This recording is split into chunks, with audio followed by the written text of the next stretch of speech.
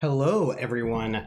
Hello. Welcome to the season premiere of season 2 of City of Light and Shadow, a Fate French Resistance campaign here on Tales from the Foxhole. And I'm so glad that you're all here.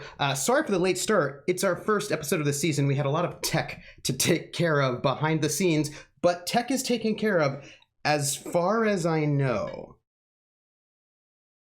No, can't hear anyone. Oh, wait, you're not talking. I was about to say, none of us are saying anything.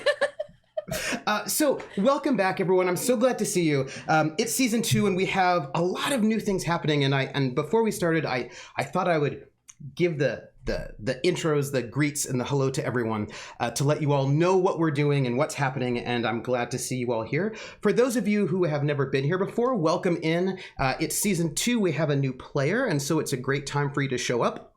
And for those of you who've been here before, welcome. I'm really excited to be here with everybody, with this cast who I adore, and to tell the stories that we tell.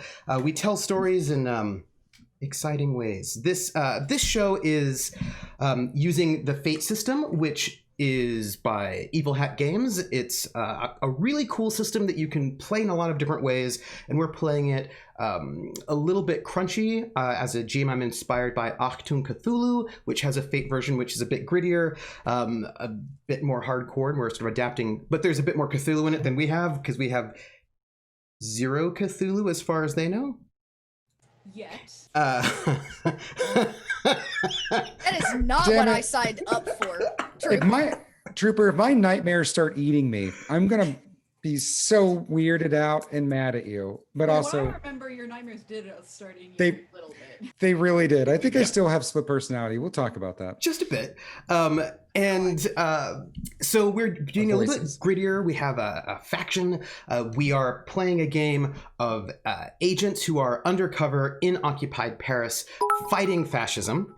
And I thought before we get into the show itself, we should be a little meta and talk about our cast and what we're doing here. So the first thing I should let you know is for this show, I am paying the cast because I think that their labor is important, and not just their labor, but also the psychological torture that I put them through, and they should be compensated for that. And so I do pay them, and in order to pay them, I go out of my pocket, but I also go from Patreon. We have a Patreon here, which you can support. Currently our Patreon is $140, so that takes care of a little bit less than a show and a half a month. And also we are supplemented by tips and bits. And if you donate tips and bits, we will read out your message at the halftime and at the end. And also, if you are a patron, your name will be at their end credits, and it is much appreciated. Also, I want to let you know that because it is season 2, I have changed the pre-show opening music. It used to be some Jelly Roll Morton, and now it is Bessie Smith's St. Louis Blues, which it was a bit of a theme for last season, so I thought it only makes sense to bring it back this season. You can get Fate if you want for free, actually, on their website. The digital version, you can get the hard copy as well. It's fun. Also, I should let you know that we will be I will be explaining the rules a little bit as we go, just so you know how they work. There are some things that I'm going to be adding for season 2. Greg told me that World Anvil is cool and also has the options for character sheets. So I'm going to try to check out World Anvil to see if that is a thing that will be awesome. If it is, then you will have access to it in the audience, so you can see how our characters are faring. And you might notice a couple of changes. So that said, I just want to introduce our cast. So my dearest casts, whom I love more than anything ever, I was wondering... Can I hold you to that the first time you decide to throw something horrible at us? What makes you think that just because I love you doesn't mean I wouldn't throw horrible things at you? As a matter of fact, it's because I love you that I throw horrible things at you. Come on. Also, I'm you heard it here, chat. I'm a little sensitive, so if you could just frame how much you love me and send that to me, that'd be great. Because I could really use the positive vibes. You know what I mean? I don't know if you'll love me. I mean, I love you, but after today, we'll see how mutual that is. I don't don't think that bodes very well. Maybe. I don't like the sound of that. Ooh. Maybe. Hesitating on the love there now. I don't like that. Oh no, I love you all. I just don't know how you're gonna feel about me. So let's introduce each one of the cast members, and if you could say who you are, what you do, and where we can find you, and then, most importantly, who you are playing. Give us like that kind of pitch of your character so we know who you are.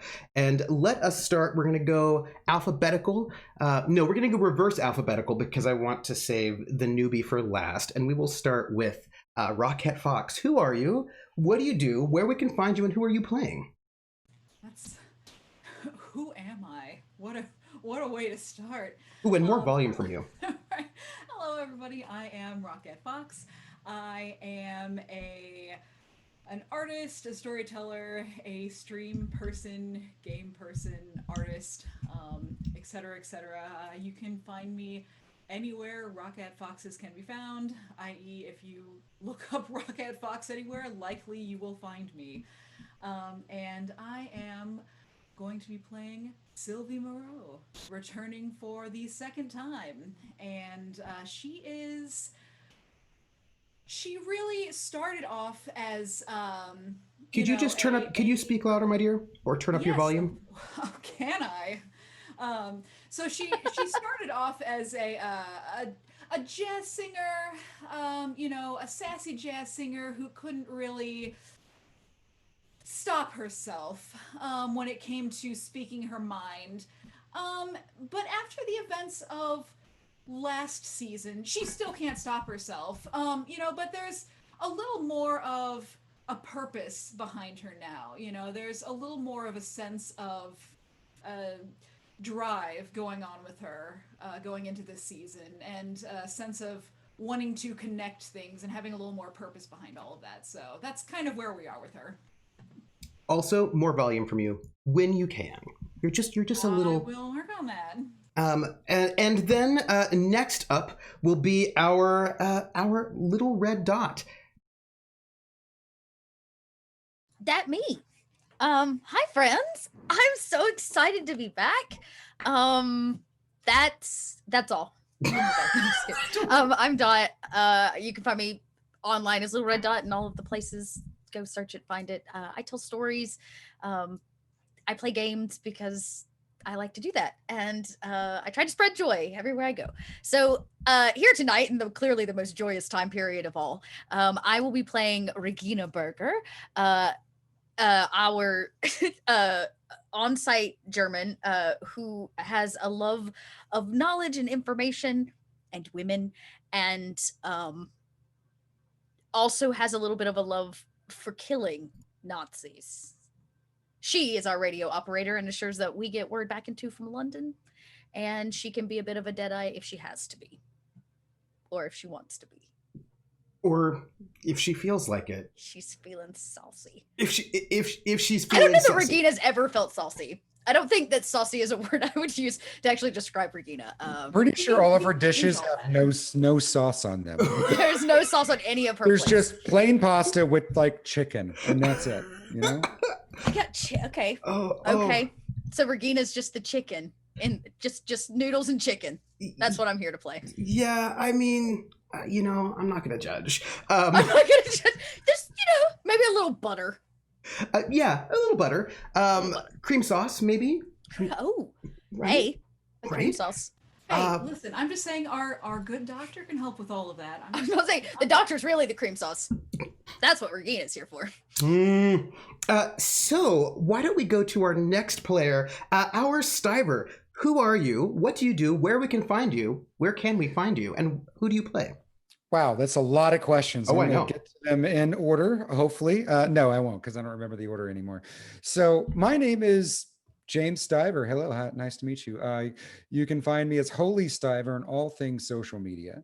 I do some podcasting, haven't in about 5 or 6 months since, the plague has taken over everything, but we're getting back to editing. So that's good news. Anyways, you don't care about that. But what I care about, not you, Trooper specifically, just, the general public. I play Tango, who's this he's I had the thing written down of what he really is, but you know, he's just like black marketeer, kind of suave, like secret agent style, almost like a World War II James Bond type guy. But he's basically a liar by trade, and he's continued to be a liar through just about every aspect of his life. But the only thing that's changed from the beginning of the season to the end of the season is how much he loves his friends. So yeah, that's Tango, lover of his friends and liar to everyone else. Aww. And we have our brand new player. I want to say JF Jean-Francois, who played Jules, who was our demobilized French soldier, is currently, very exciting, got into grad school to get a master's in translation, which is like super awesome. But that does mean that It's really cool. I know, it's super, super cool. He's gonna be doing like translation stuff. It's gonna be really neat. But he can't be here right now. And so he will be replaced with our newest player, Greg.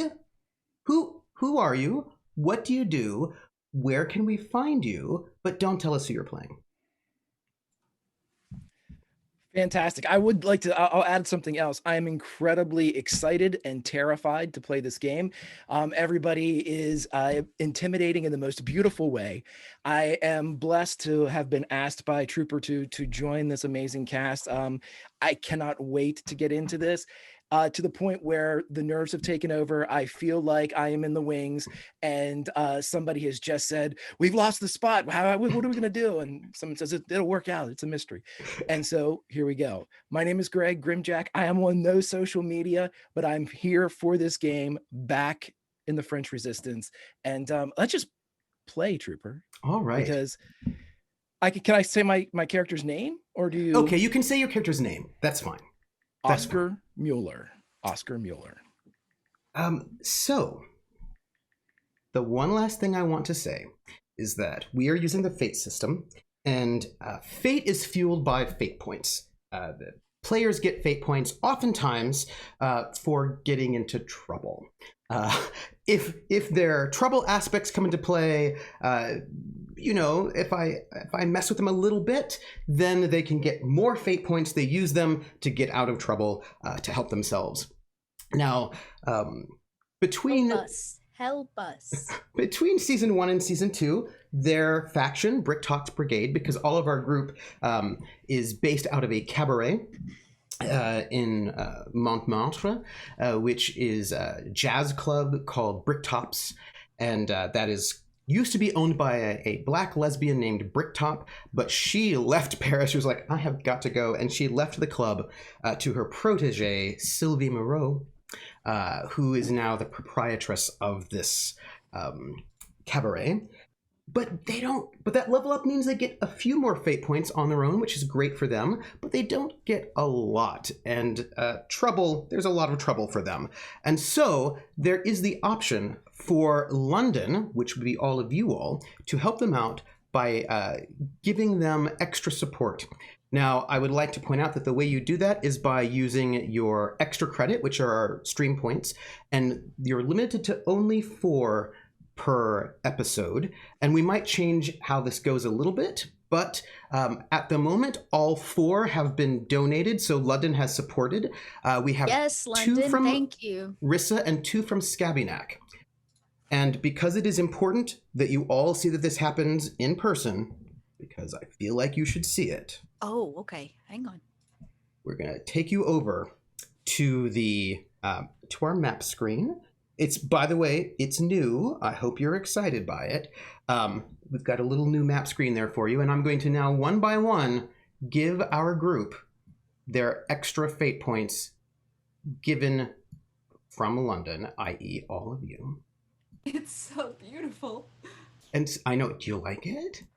So now, they are all full up with 6 group fate points for their 6. faction, and they all have 2 apiece. So cool. Now, I'm here for this. I'm ready. one more thing, And this is where we get very meta. Our game, because it's Fate, has aspects, and these aspects tell us something about the world that we live in. And the aspects we had for the game itself from last season were shady and uncertain alliances, trust is dangerous, and Nazis are everywhere. And these are going to change a little bit for today. Well, for this new season, Nazis are everywhere is going to be changed to, well, actually, that's fine. But trust isn't that, does that ever change until it's all done? No. Instead, he deemed that was fine. They can still be everywhere. Trust is dangerous will become everyone has an agenda. Ooh, okay. And shady and certain alliances become, just so you all know, an escalation of violence. Those are the current aspects that we have running in the game. Okay. And anytime, I mean, I can invoke those aspects if they're useful, but if you feel like you need to invoke them, you can as well. And for our audience, I want to let you know that you can see our 4 characters. They're delicious and lovely. And these little icons here let you know how much stress they have. And when their stress gets used up, we're going to just mark that off. Just so you all have a little bit of a sense of where they're doing, how they're doing. And so. It's very cute. Coldrick says, and Hero was gloating about being early to let us support. Forgot. Oh yeah, East Coast, it's true. And so, let's say a little bit about what happened in Season 1. Season 1 started in May of 1941. Paris had been occupied for only a few months. And the occupation in Paris is difficult. Paris was an international city, the city of enlightenment, a city that is multicultural and exciting and has people from all over the world there. It's been a place where there's jazz, there's cabaret, there's art, there is a vibrant scene, and it is a place, one of these sort of big cosmopolitan centers around the globe. And you had people from Cuba, from Poland, from the United States, from Spain, from all over, living in Paris. And of course, as Hitler came to power, a number of people were refugees, and they left Germany and they went to Paris to save themselves. Now, France fell in the Blitzkrieg very, very quickly, shockingly, and no one really quite knew what to do. A couple million people abandoned Paris, but not everyone could leave. And so Paris is occupied by the Nazi forces. And life goes on in Paris, but it is difficult. The blockades from the Allies mean that getting gas is very, very difficult. Getting food is very, very difficult. Getting coffee or cigarettes. Life has become very, very strained. And as we are in Paris, I should note that France is currently sort of split. There's the German occupied zone, which Paris is part of, and then there is Vichy France. France got rid of its government and installed Pétain, who is in charge of Paris and is basically a collaborationist sort of fascist regime. And with the collaborationist French supporting the Nazi occupiers, we have a difficult moment. In Paris, the vast majority, and in France in general, the vast majority of the citizens are not resistors. They just want things, they just don't want to deal with it, right? When things look really difficult, you don't know what to do about the government that is in front of you that's sort of breaking civil liberties and things are becoming ugly and harsh. Many people just decide to keep their head down and not get involved. It's a little bit too, I mean, what are you going to do? There's nothing that a regular person could do against such large forces, and so most people didn't. But some people did resist. At first, it was a number of, one of the first group of resistors came out of an art museum, actually, making underground newspapers, sort of speaking up and speaking out. And we start with the very beginning, as our season started, season 1, with Tango, who was an American trained by the SOE, which are the British sort of the precursor to MI6, MI5, trained and airdropped into Paris to help coordinate some resistance activities. And what does that mean? That might mean some sabotage, gathering information. And as we started, this one sort of ragtag group of people sort of based out of this cabaret, which has a safe house, they were really invested in saving art. And they did. But they started saving art, and then they started saving people. People who came to their safe house, and they smuggled them out. Big things to sort of think about as we start is that in the course of their adventures, they murdered the head of military intelligence, German military intelligence for Paris. They killed him. They killed him real bad. And they also stole his secret files. He was well known within sort of German circles as being a person who was a bit of a compulsive deal maker. Like, he really, really took pride or arrogance in being able to turn people and make them double agents. That was a thing that he liked to do. But they murdered him. They also framed his mistress, Jeanette, as the killer. And she has been languishing under Gestapo torture for months. Did she make it that long? I didn't think she'd make it that long. We'll find out. Well, that's what happens when you're in a toxic relationship. We'll find out. We'll find out what happened to her. We're going to find out what happened to a lot of people this season. Interesting. Other things that happened this season that we might just need to recall for no particular reason besides the murder of Falke. They also, the murder of Falke was a problem. The Gestapo, which is head in Paris, which is head by Tristan Hassel, who's a big jazz fan, cool guy.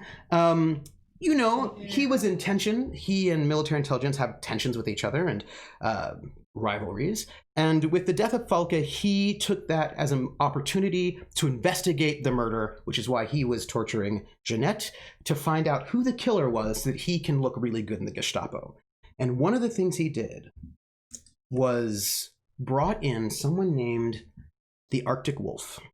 And the Arctic Wolf was a woman, an assassin, a hunter, a spy hunter, brought in from Berlin, very important, brought in personally by Hassel, Colonel Hassel, to find out who murdered Falke.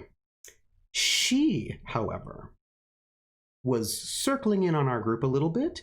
She had some kind of contact with military intelligence. We don't know what that was about, but she was clearly coordinating with him in some way, or someone at least.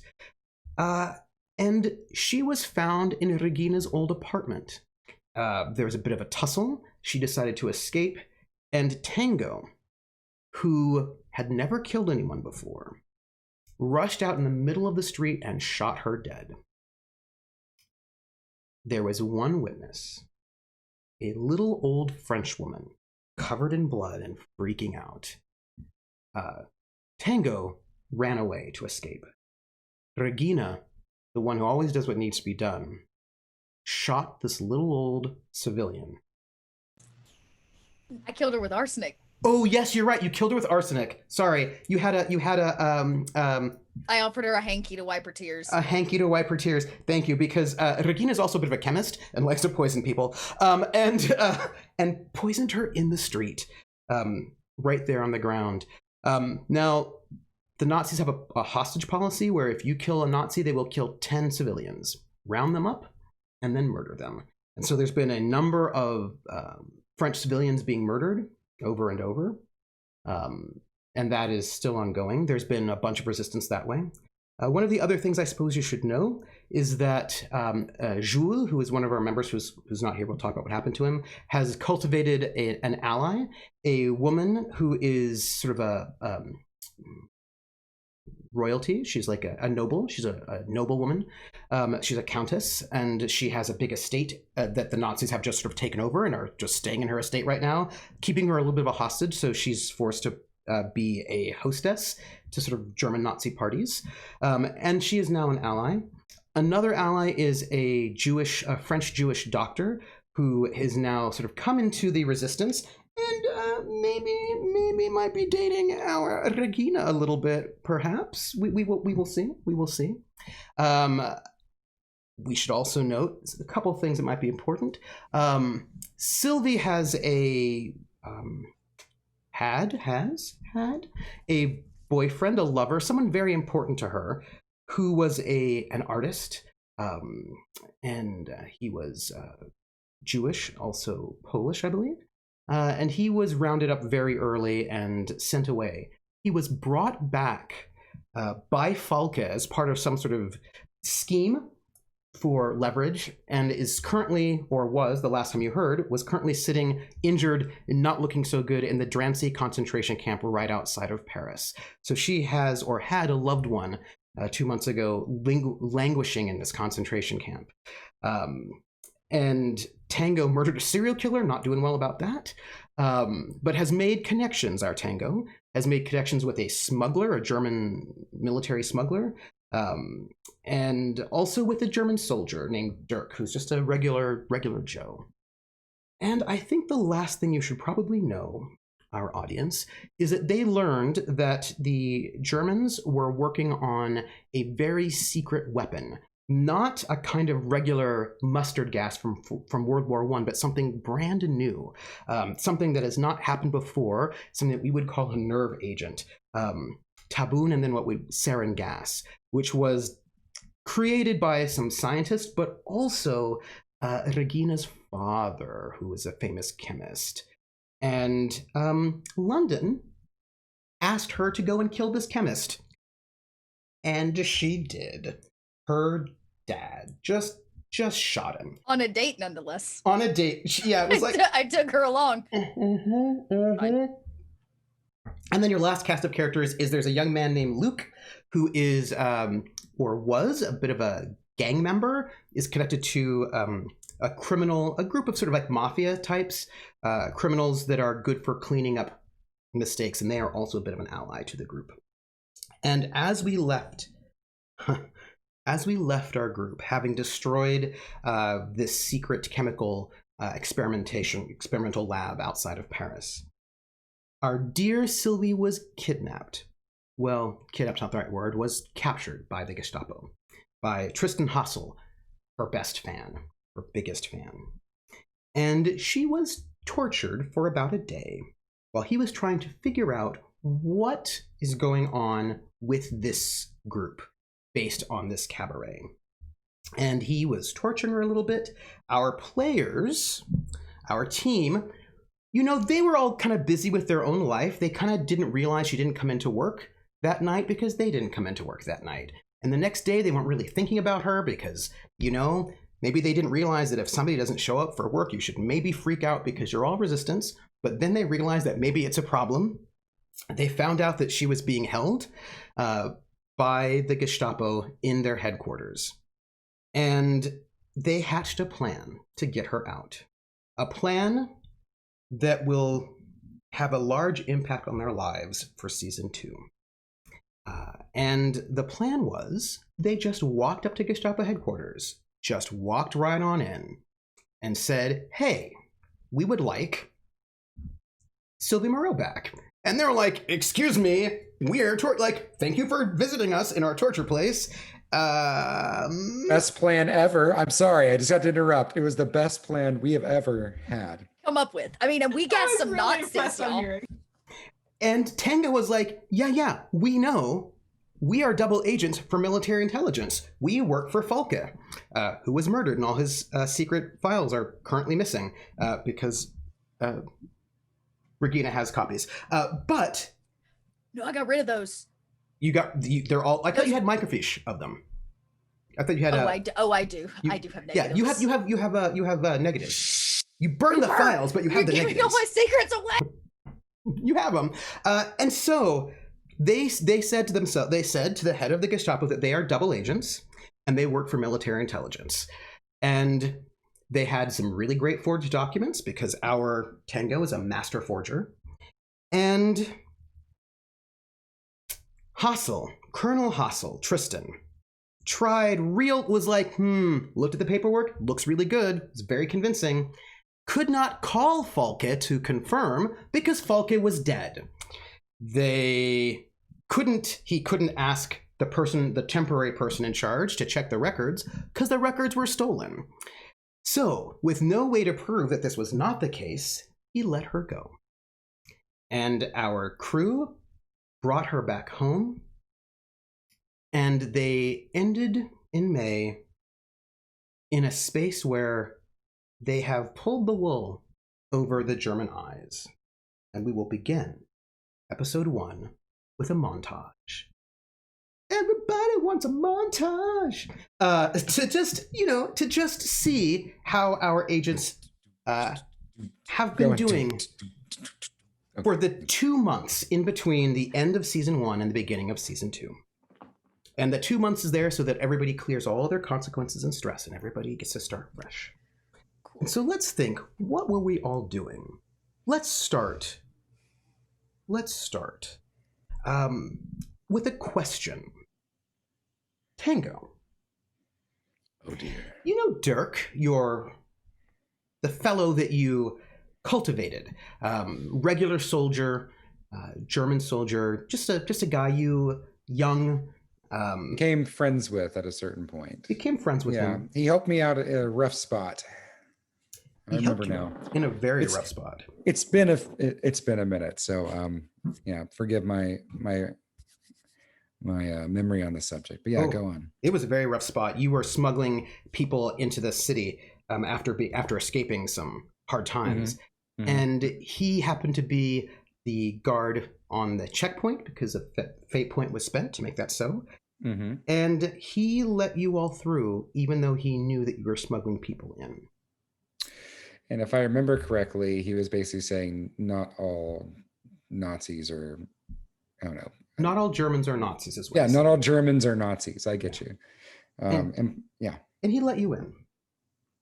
My question for you is, do you, I remember you played poker with him. Mm-hmm. Do you see him again in these 2 months? I would say in 2 months, what we're going to do is not say anything. But I'm playing poker with him. Like, it's no big deal. I'm just going to walk in cool, calm, collected every time we're playing poker. And I'm going to there's a certain level of truth to a lot of these lies, right? So you have to have that. I like the guy. I understand he's in a rough spot, and he knows that I know that he, all those things. Mm-hmm. And I'm just going to cultivate this friendship. I'm just going to, I'd like to even say that one night we even have way too much to drink, and we go from the poker night to a bar. You know what I mean? Like we have a guys' night out. Let's go to, I think, one of the first poker nights. One of the first nights in May, very early on, and it's before the night starts. It's the barracks. It's one of these barracks in Paris where the soldiers are. It's not fancy because it's not. I mean, these are just regular soldiers in the army, and he's there in his barracks. He's got his bunk out there, and there's sort of bunks lined up, and it's him and a bunch of other soldiers sitting around. You'll be arriving soon, not too far off, when the new guy is brought in, and the new guy is sort of led in by the sort of commander of this particular unit. And Greg, what do you look like? Oscar, dressed crisply in a senior rifleman Nazi uniform. He looks German soldier would be a German army uniform. German army uniform, which is different. Yeah, and he would be built like a young Steve Reeves, somebody that has, either purposefully or by occupation prior to conscription, built their body in the essence and the ideals of that kind of early Atlas type of look that they have. He's tall. He's right around 6'1". He has dirty blonde hair that is cut crisply up the side of his head. He has piercing blue eyes. He is not unattractive. but he has a distance as he walks in because this is where he has to be, not where he wants to be. And the sergeant who's in charge of you says, "All right, Müller, this is your bunk. You'll be staying here. Things are a little bit difficult, but you'll fit in. You should see this as being here in Paris as a reward for your service in Spain. Yeah, this privateer, this rifleman will be your... he'll watch out for you." And he leaves you, the sergeant who's your boss, leaves you in this barracks with Dirk. And Dirk looks you up and down and goes, "Hello, my name's Dirk." And he puts his hand out. Oscar. Nice to meet you. They don't have very good heating here, but luckily for us, we're going into summer, so it won't be so bad. Although it might start getting a bit hot. Welcome to Paris. Thank you. Where are you coming from? I was serving down in Spain. Oh. Here and there. Yes. Oh, Spain. A bit difficult, right? I hope it was okay. The weather was nice. Now, he looks to you to be about 20 years old or so. How old are you? Oscar is 30. 30. And you're older than he is. And he looks you up and down, and he goes, "You must not have joined quickly, or you got in trouble. I hope you didn't get in trouble. Your rank is a little low. I mean, we're about the same rank." Yeah. No, it is. I was university, and then Oh. I was asked to join for the fatherland. Oh. University. My family, and you kind of just, he doesn't really finish that sentence, but you can tell by his accent, because we're all speaking in German right now, he's got a bit of a thick Bavarian accent, sort of like a working class accent is sort of how he is. And that sort of moment of sort of awkwardness where he sort of realizes that you're like a university educated guy, and he can tell by your accent that you are, you're not a farmer, as it were. And he... I would say, Trooper, if he notices that, Yeah. if Oscar notices that, he would look up or, look over and say, "I am from Rotakigan, just south of Munich. I know.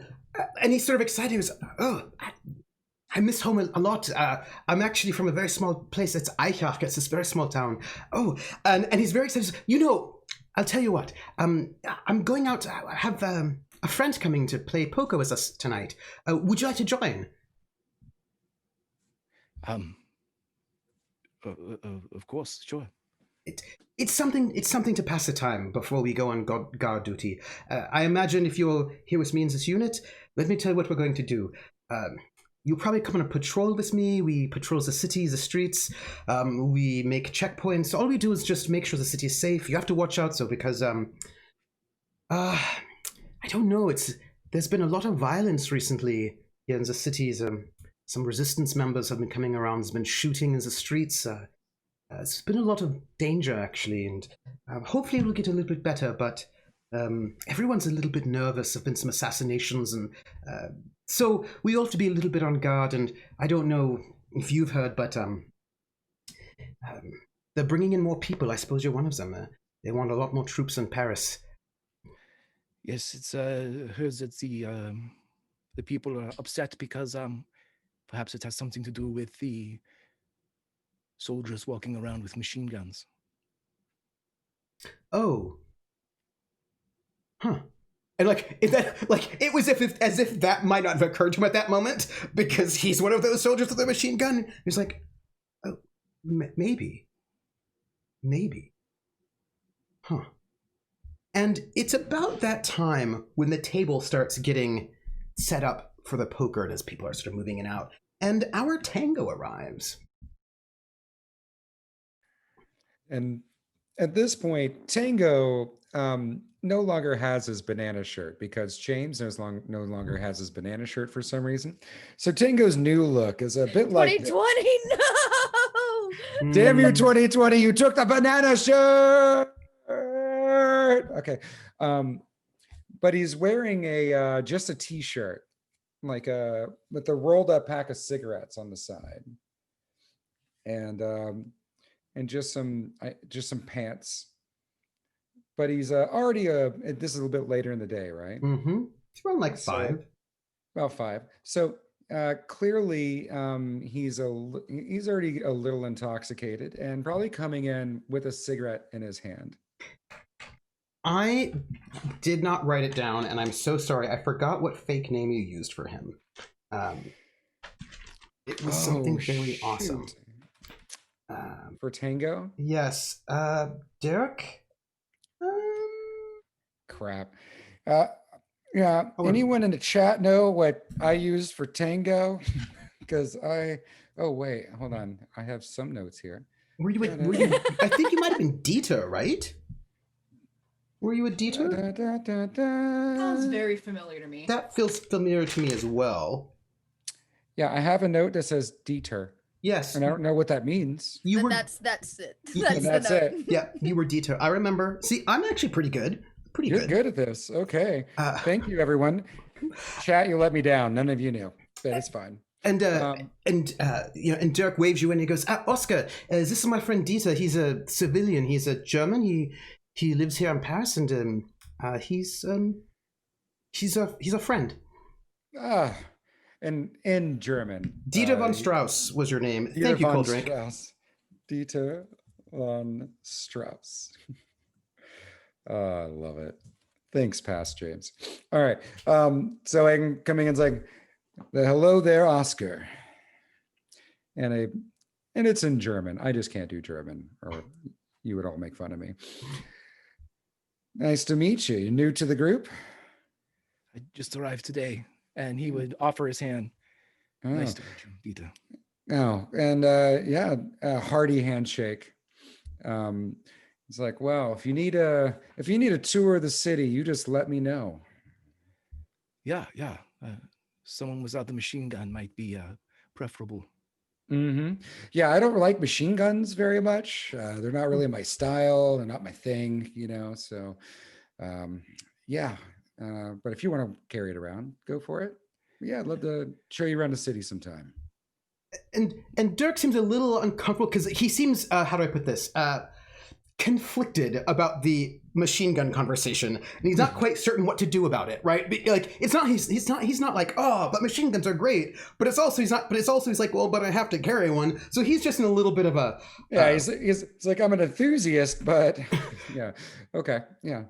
So tell me about how your game of poker goes. I would like I want a roll, and I want to know what role each of you would like to make in this moment, during this poker game.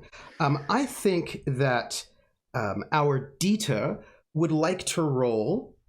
Derek would like to roll rapport, because he just sort of wants the room to be nice and pleasant. So he's going to just sort of roll a nice rapport, so that hopefully everything goes well. He gets a 1, right? Like, it's that's average. He's like, it's like a pretty nice, like, he's in a decent vibe. It's not, the best ever, but it's okay. Okay. I think what I would like to do, if I can roll empathy to basically get some tells, and I'm gonna roll empathy against Oscar as we're playing, because I feel like I've played a couple games with everybody. I think I already know their tells, but now I'm targeting Oscar, and so, like, for the first, like, big pot or whatever, like the first big game, I'm gonna just basically be looking over at Oscar. So I don't know if you want me to roll that, or yes, please do. Yeah, I can do that. That's great. Oscar, how would you like to respond to this, shall we say, it's an attack on you, really. Well, I would say it's more like a yes, it's a bit of an overcome. How would you like to defend this? He is going to do. What I had planned to do can work for both things. He is going to perform a bit here, and he is going to. I'm unfamiliar with this game. It reminds me again the two pair beats, and as he just kind of goes over the rules, I'm going to roll perform with my. Mediocre. Okay, so this is good. Me on the stage. Now, before we finish, That's a mood, Craig. It's a mood. I want to note that our Oscar is using acting, as in stage acting, right? It's stage acting. It's not deceit. It's stage acting. Let me ask you though. This is a moment where, if any of you wanted to, you could use fate points if you liked. I mean, that is always a possibility to improve your score or to reroll. And your choice. That is your choice. If any of you would like to, if you can justify it. I'm good, bro. Oscar, would you like to? 9. 9. Okay. So that is fair. You succeed, my dearest Tango, with style. And actually, there is a move that. I'm going to, it is not in the base core set of Fate. And in this moment, this is clearly what this move is. And so I'm going to add this move to our game and I will put it into our literature. There are 4 moves in Fate. There's attack, defend, there is overcome, and there is create or discover advantage. And there's a 5th move that you can add, and that move is going to be discover. And so this is a move you can make when you want to discover information of some sort based on whatever it is you are doing. And since you have successfully discovered, you may ask a question of our Oscar to answer. What would you like to know? You may ask him a question. Ooh, and this is a question out loud, or is this a question I've just... It's an out-of-character question that you would like to know. Okay, Oscar. Well, I think the most important thing for me is how Oscar feels about the war and his position in it.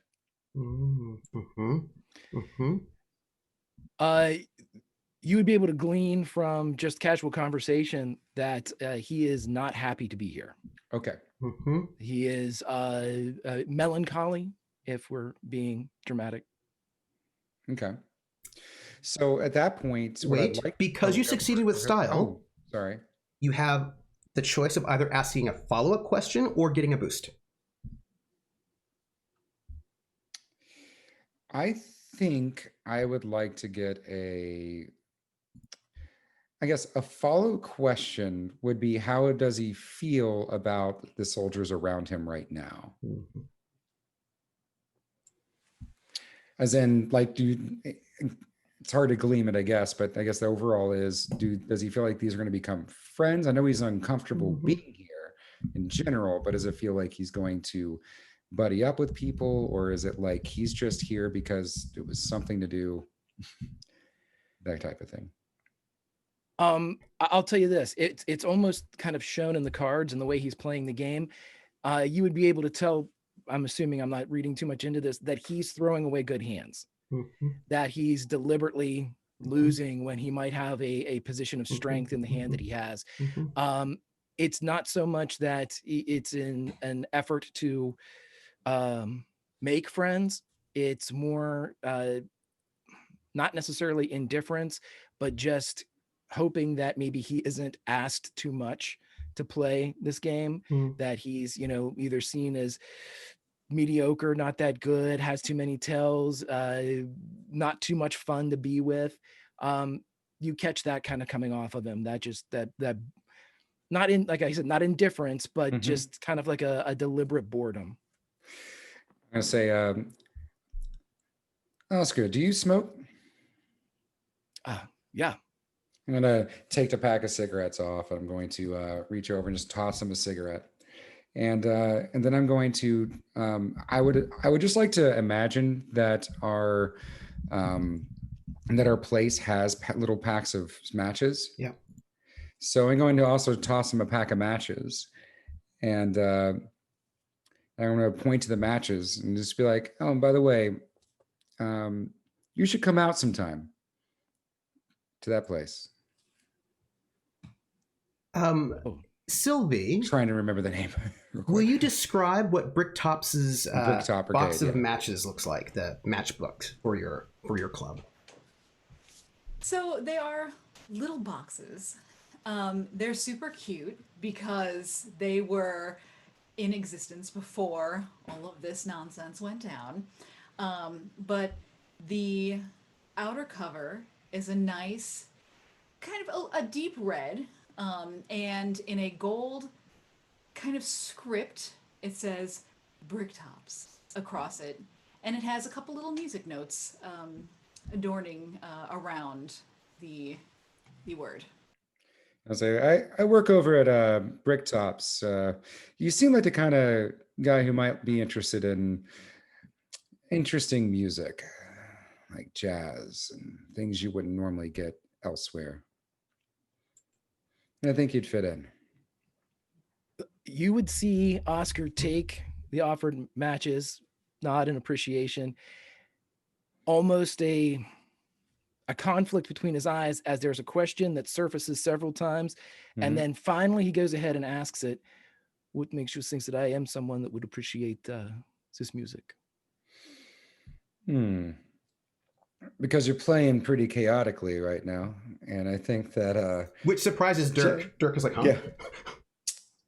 And that kind of chaos just really jives with jazz. You know what I mean? He would smile, a genuine smile for the first time, place the cigarette between his teeth and light it and say, you don't say. Yeah. I'll even buy you a drink. And that's when the doors open and you hear the sounds of heavy boots. And it's the sergeant who walks into this poker game. And he's not alone. He's actually there with a group of Gestapo agents, low-level Gestapo. They walk in. And the sergeant looks around, and there's clearly been some kind of conversation happening before they walk in. And they look, and the sergeant's looking, assessing the people in the room.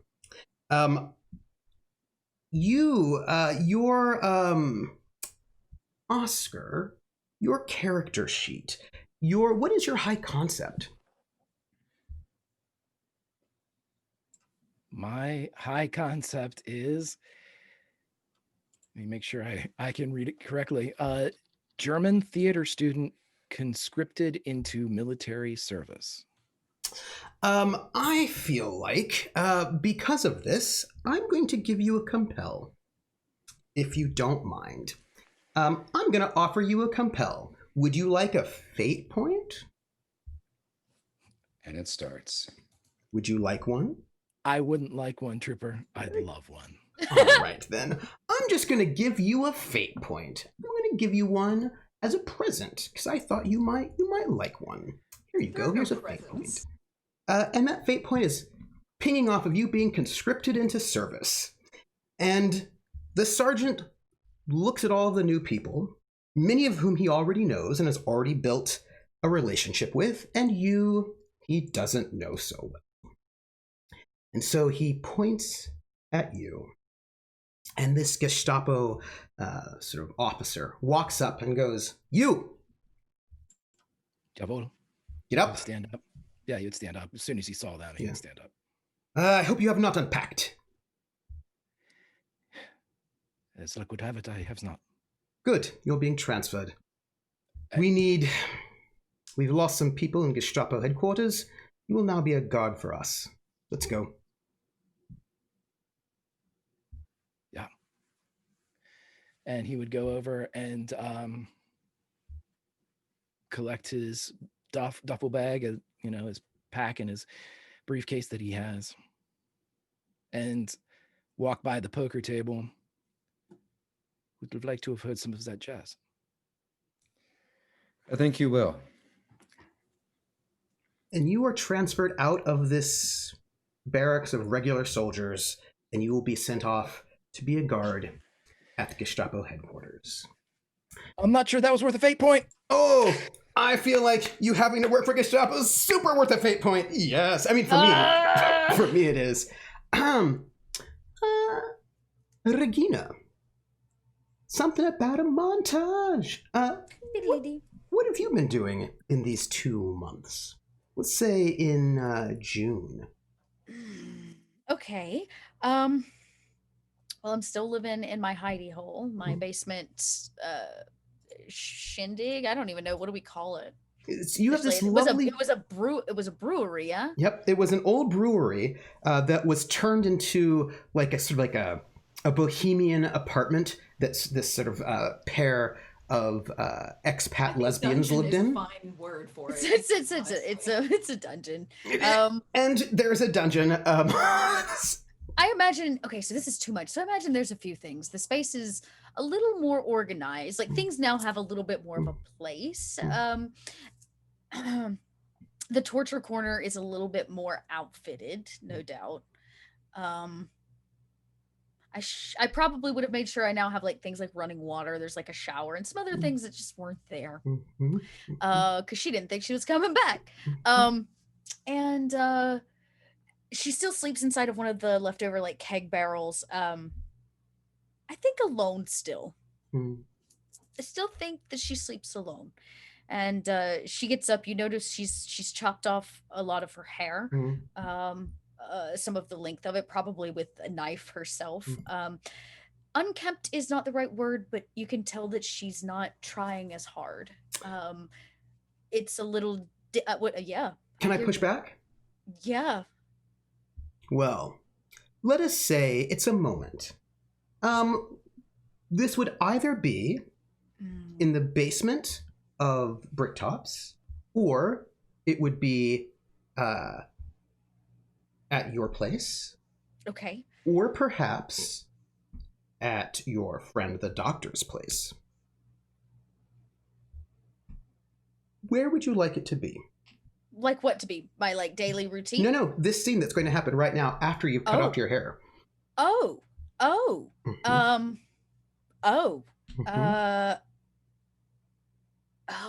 I guess it would probably be. I imagine it would probably be at the doctor's place then.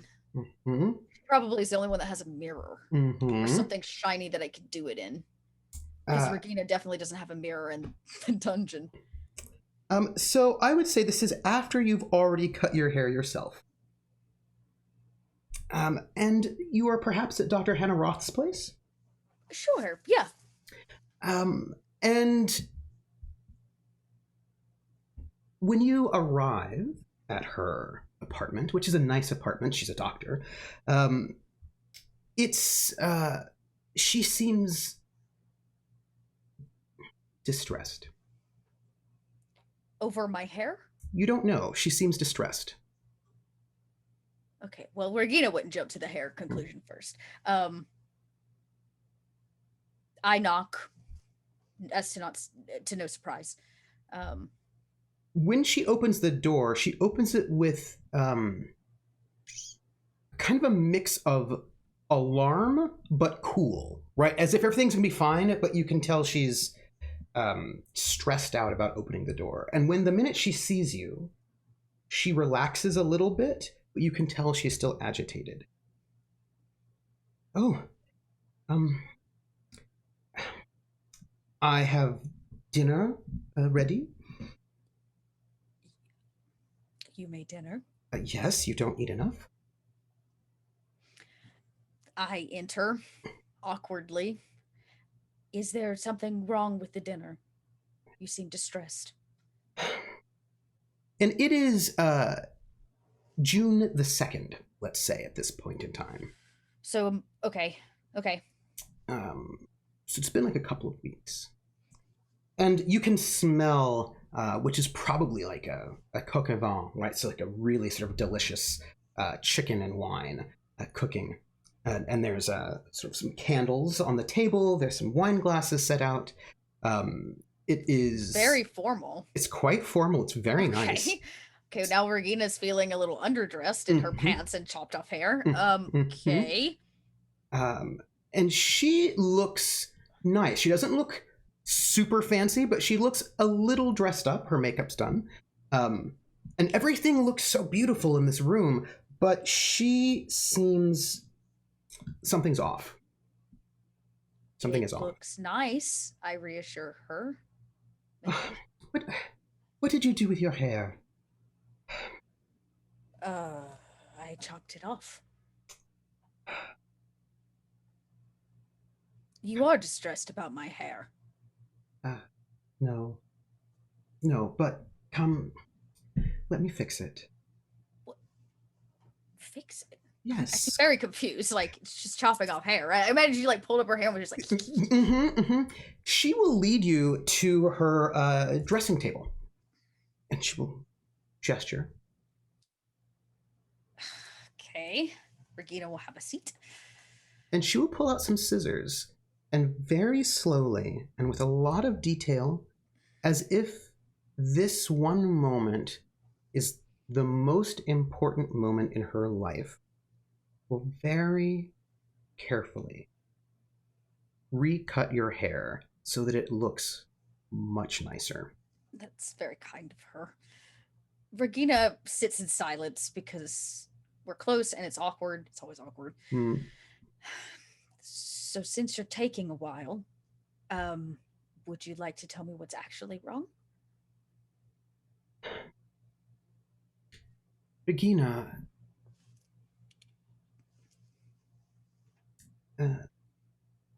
Vichy government officials came to my door today. Okay. Their business? They're taking a census. A census? Yes. Of all the French Jews and their property.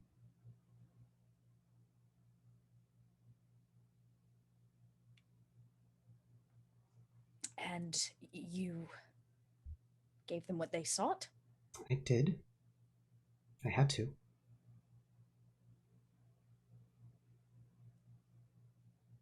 Did they say what they are doing with it? They just said it was a census. They just wanted to know it was a new law that was passed.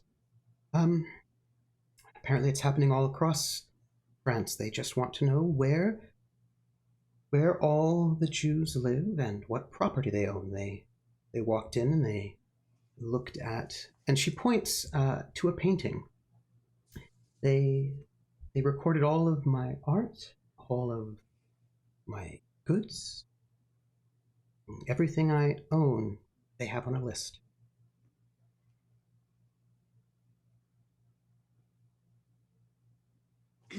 I am not comfortable with you being here anymore. Look, Regina, what happened a few weeks ago, those were not French citizens. I'm sure it will be fine. Your optimism blinds you. Also, I don't have a lot of choice. We always have a choice. I have an entire community of patients who need me, and some of my patients have been told that Goyim doctors won't see them. So there are people who need a doctor, and I have to be here.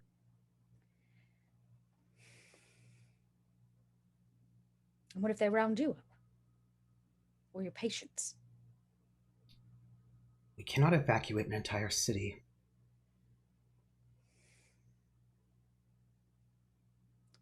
There are millions of people here. Yes, I know. I have an idea. I would suggest you gather the things that matter most to you. And you can keep them at my place. Well, that's awfully Just forward. until we make sure that. And she kind of like, she huffs a little bit, knowing that she's only making this harder for Regina. Which she's doing on purpose, clearly. I know. You could just keep there until we know that it's safe and nobody's going to. Well, You could stay there too if you wanted. I have other barrels. well, barrels. I would say that if I did, would only be temporary until things settle down. And I would request a vase of flowers. In the basement? Yes. Okay. Your basement is a little dungeony. It's a basement connected to the sewers. It's fine. I can find a vase and flowers. I can make that happen. I will bring mine. Fine. That's great. Good. Whatever makes you happy. Regina breaks out of smoke. She was not prepared. She just came over to check in. She thought maybe we'll go for a walk. I will see what I can do about maybe say removing your name from our list.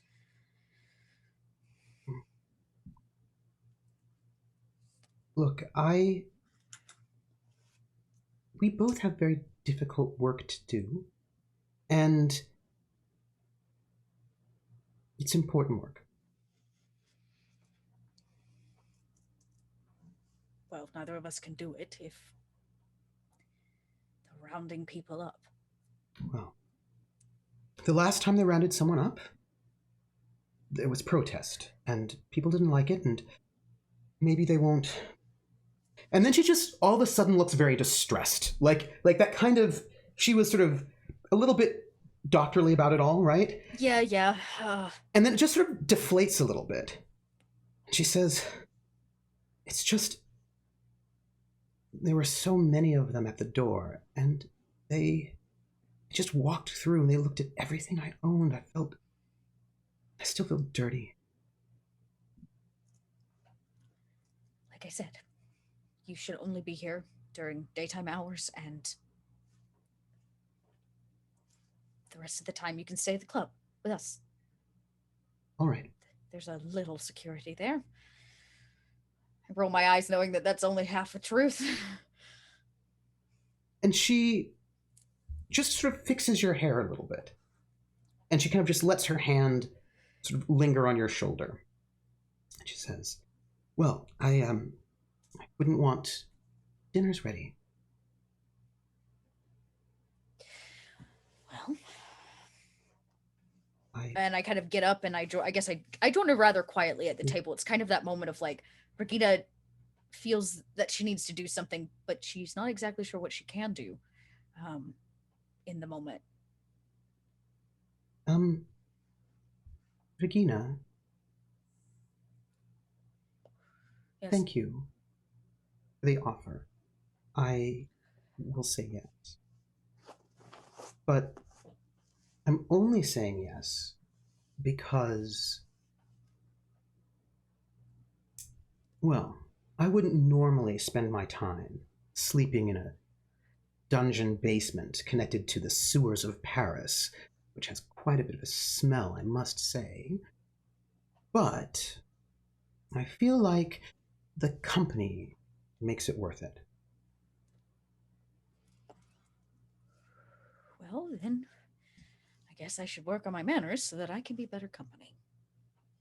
And also, if I'm not in your basement, I'm not certain... Well, I'm really only going for business because I know you don't sleep enough. If I'm there, I can make sure you do. Yes. I'm afraid, as much as I enjoy your company, your presence is not going to make my sleep any easier. Well, that depends on what I do to tire you out. I look at her from across the table with a burning cigarette. You know, Don't I too am much. trying. To what? Make me blush? Yes.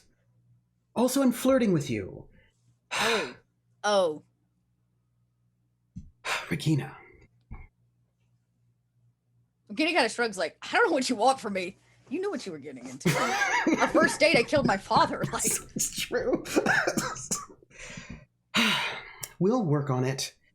There's a thing, it's called banter. we'll She banter away. She lays out this table of this sort of delicious meal for you. I probably do eat with a bit of joy. You don't really see a lot of joy on Regina, but Mm. she's still weighted and troubled. But yeah, she's I don't know. It's nice to have somebody else make dinner for you. Mm-hmm. And she's actually a good cook. Oh. She's clearly well versed in French cuisine, and it's a I would say it's a from her part at least it's a strange dinner, in that on one hand she really enjoys being in your company and it's this sort of really lovely moment, but on the other hand there's this sort of underlying dread, doom. There's a dark cloud hanging over. And every once in a while you just kind of see her sort of look at the things in her apartment, many of which clearly have come from her parents, right, or her grandparents, these sort of things that matter to her. And then she just looks at you as she eats.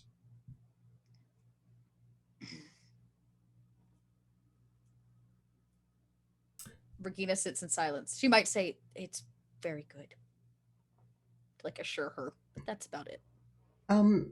Do you like kosher food? She says as she sort of takes a bite. The German comes out when she says kosher. Don't worry, I'll get you in shape. And she smiles. Regina looks down. Regina's in great shape. She is. She's like, that's not what I meant. And like the dinner sort of goes like that, with her trying to loosen you, our very German Regina, up, and not succeeding especially well. But you know, there's some wine. There is some wine. Sylvie, you too have been busy. What? During these 2 months. In this time period, we're still sort of in this space about the first month or so. None of the Germans visit the cabaret at all. They're completely gone. Before, they would sort of show up every once in a while. Tristan Hassel would show up, but he has not shown up either. It's they're absent. Your club. My heart is breaking. What do you do? Well, one thing I was wanting to check on was my cleaning lady friends and getting something set up for just a little something going in and out with Drancy, and just, you know, making sure that notes come in and out until I can figure out a way to do something a little more meaningful. I would say this is also sometime in the first month or so. Again, in this sort of early moment in our montage. A week or two. I'd say, thinking about the timing of it, would have to be about 3 to 4 weeks after the end. When one of your cleaning lady friends, sort of the broader woman, she's bringing you notes, right? She's passing them off to you. You'll probably, where would you meet with her for the exchange? Well, we can't meet at the location at the, I forget which cafe it was where I initially had accosted her. But there is a little more in the hole in the wall coffee spot a few streets down that I meet her at. This one does not even have breads or anything like that. It really just has, well, it used to have coffee, but now it has some sort of brown liquid. And this place is dingy. It's not a place that tourists and therefore German soldiers would go. No. Quiet. And she hands you off a book, like a paperback, a cheap sort of dime novel, which of course is the object that you know as has been set up, that has the messages that are coming out. And she grabs your arm, like she puts her hand out as you sit across from the table with a little bit of urgency, and puts her hand on your wrist with a little bit of intensity. What is it? Sylvie, I have to tell you something. I don't know what it means. Well, go on. Your man.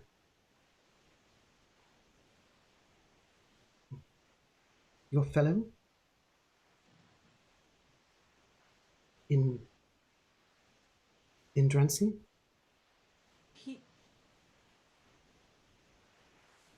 I'm pretty sure he didn't make it much after I left.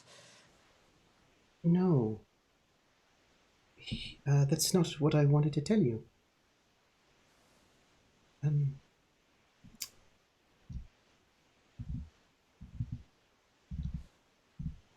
Today, something happened.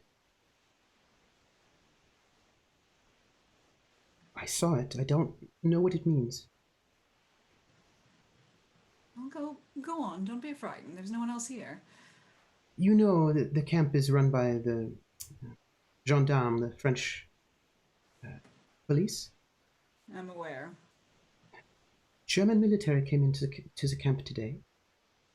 I don't know. I don't really understand the uniforms or that, or the small details, you know. I just know they were German military. I can tell that, not Nazis or something like this. But they came in to the camp. They never come in. It doesn't look good, you know, for them to be there. Mm-hmm. They came in with medics, and they took your man away.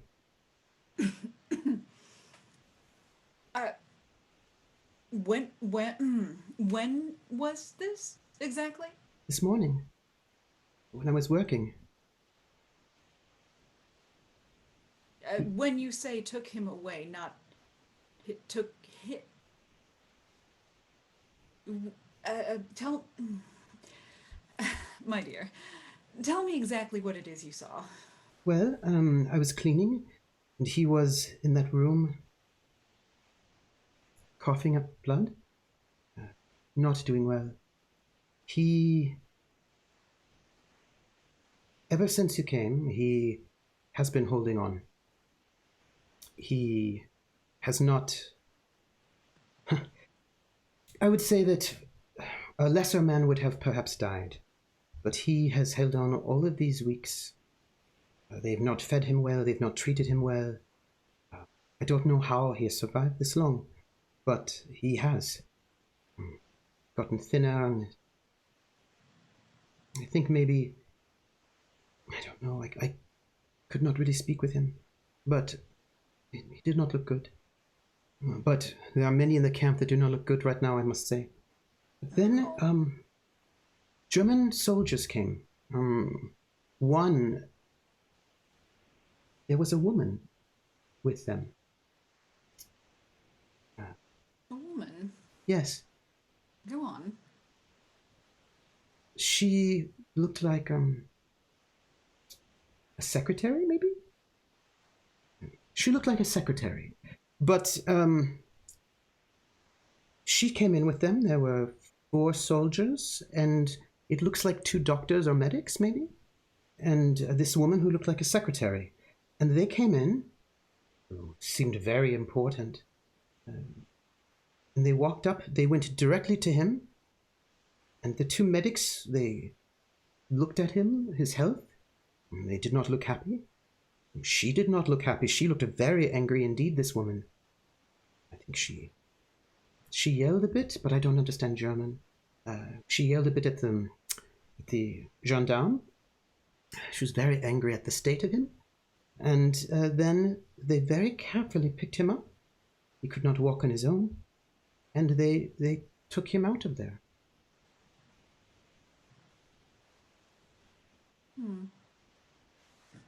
Well, this is very valuable information. I don't know what it means.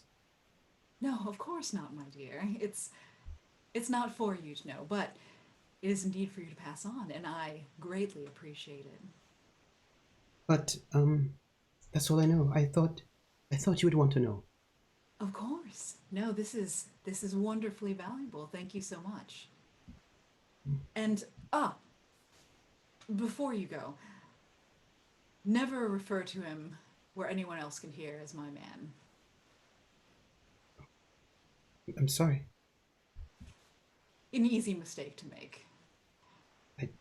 I just thought he was... I'm sorry. Again, an easy mistake to make. Now, why don't you head along? I will take this book where it needs to go.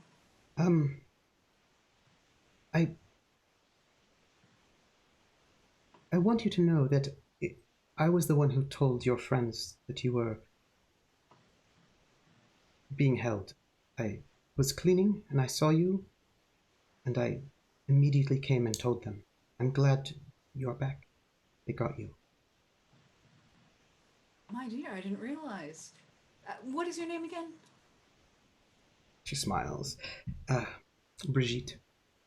Brigitte. Well, I'll tell you what.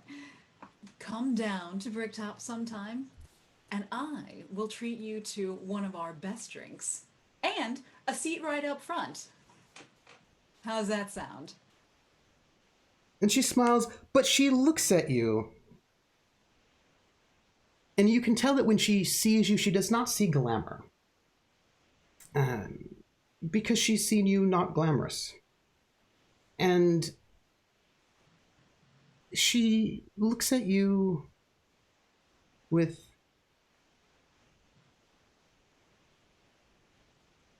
worry. And she gets up and she leaves.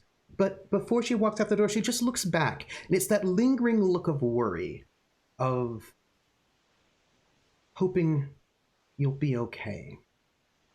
And she leaves you in this coffee shop with this dime store crime novel full of notes of prisoners at Drancy scribbled in little scraps of paper to be delivered to family members.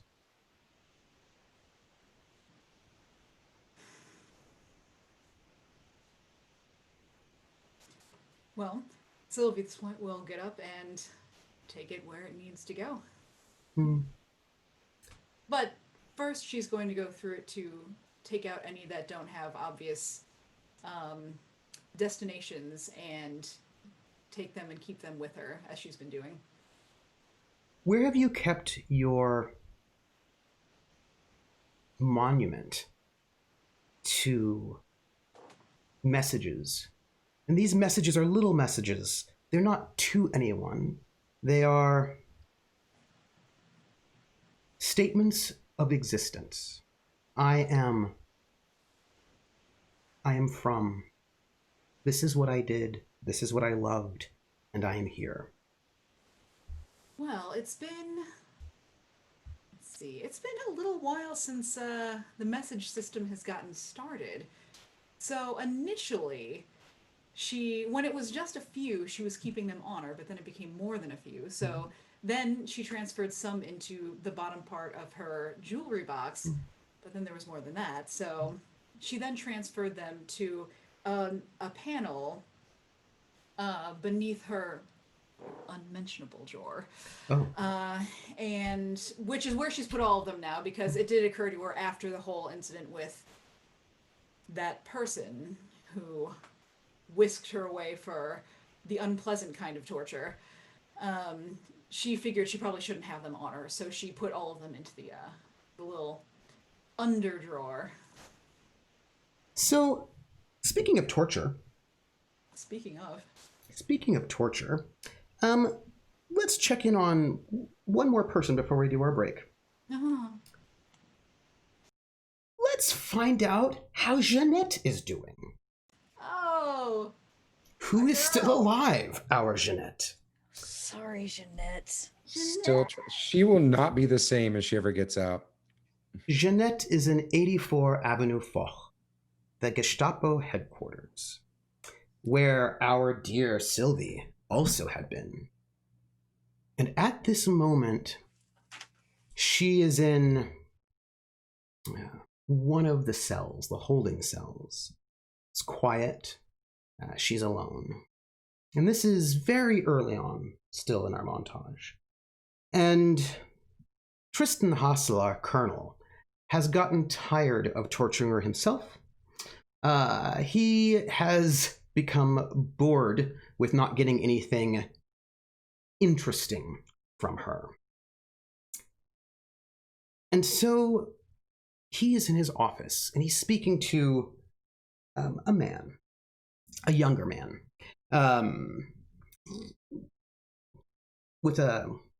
this man, he's tall, lanky.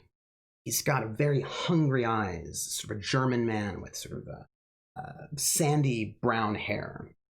He's maybe mid-20s. He's got a cruel face, but above everything, he's got an ambitious face.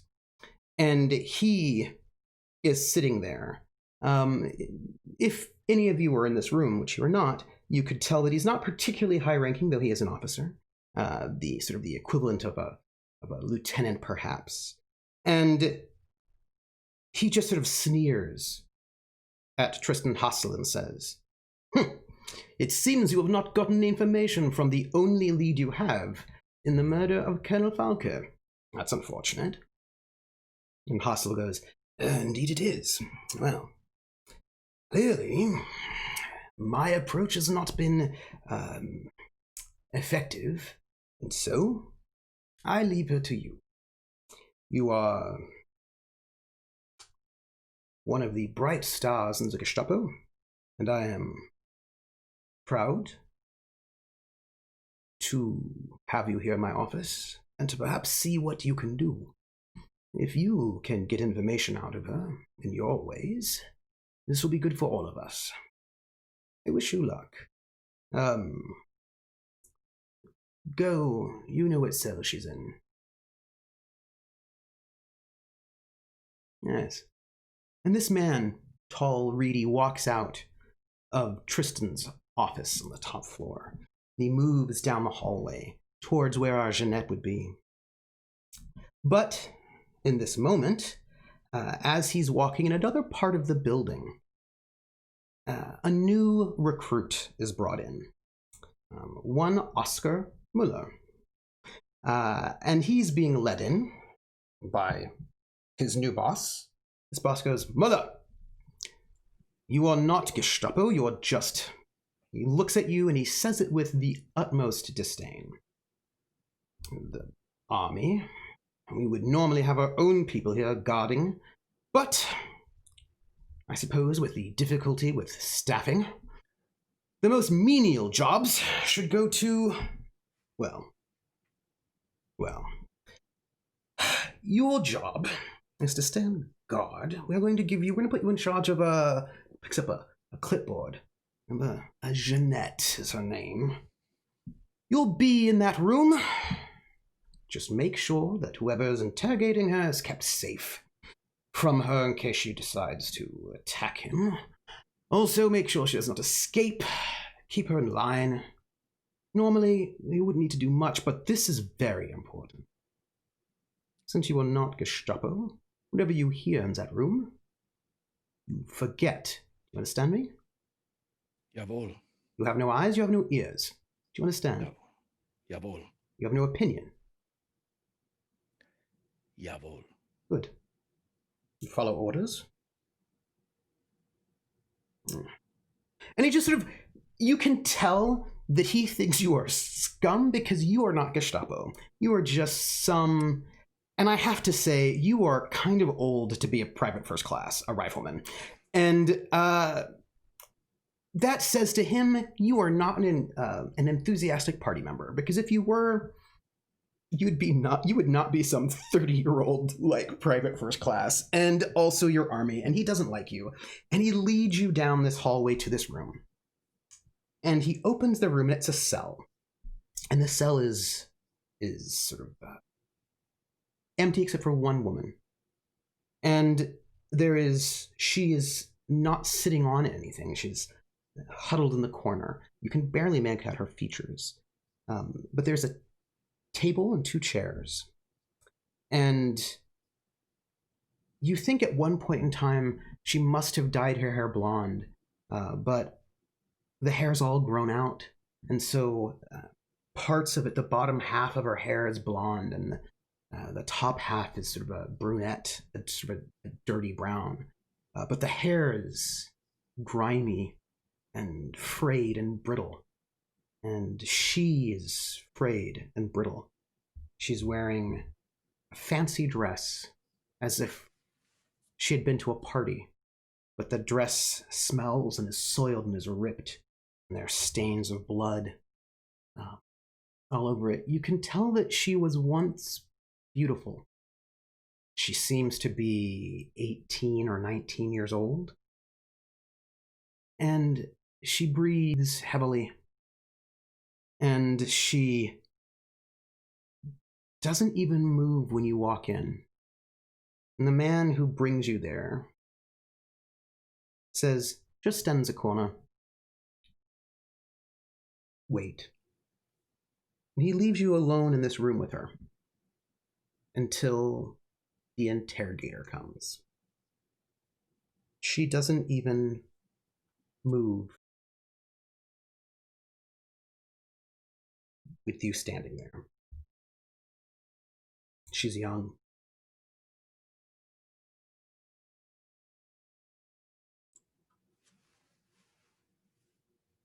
He wouldn't say anything. And then you hear the door open. It's the tall, lanky one that had just been speaking to Hassel. The ambitious one. The fresh one. And he walks in. And he doesn't even look at you. It's as if you're not there. And he walks over to her, and he just picks her up under the shoulders, and he moves her onto the chair. And you can tell as he does this that the kind of dress that was once a va-va-va-voom sort of a dress, sort of tight-fitting and to show off all of her assets, but now it hangs. She's clearly lost a lot of weight, a lot. You don't know if they're feeding her or how much they've fed her, but she looks like skin and bones, and it's no effort at all for him to lift her onto this chair. And for the next 6 or 7 hours, you are there in this room.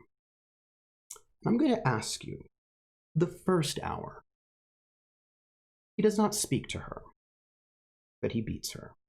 And it is slow. And it is harsh. Do you do anything?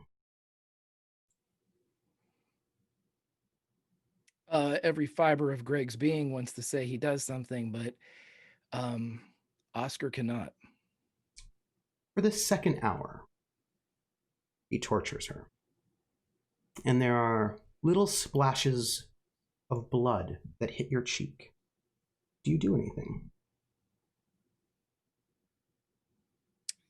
He's a lieutenant. Mm-hmm. He outranks you by a lot. Yeah. Oscar would. Hey, Lieutenant.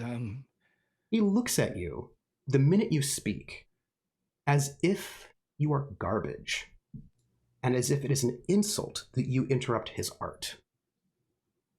And he looks at you. Yeah. Do you need water, towel, cloth? And he looks at his hands, which are covered in blood, and his uniform. And he looks at you again. He says, "That is very kind of you. My art is very difficult to practice. It takes effort, skill. I would like some water and a towel. Thank you." Something to drink. And he would indicate the chair and table. Take a break, perhaps. Oh, Soon. well, it's very kind of you. Get me, I've not yet worked up my appetite just yet. I have a little bit more to go before I'm really hungry. But I think a glass of water would be fine. Yes, thank you. Jawohl. Do you wish a bowl or a cloth to? Oh, I will wash cleanse? up afterwards. I like the smell. Jawohl. Oscar is going to leave, and he would probably take as long as he could getting back. This is his first time here, but he's going to still take time before he has to go back in that room. When you come back, he's laughing a little bit. And she's back on the floor, and he moves her back up on the chair.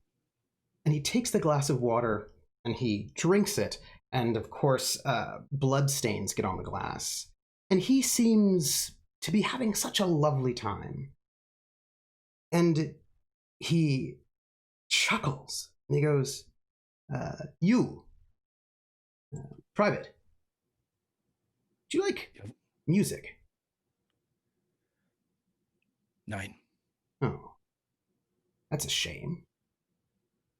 Nonetheless, you perform. And she doesn't move at first. And then he just steps closer to her, and you can tell she's afraid of him. And she begins to sing. She begins to sing a jazz song.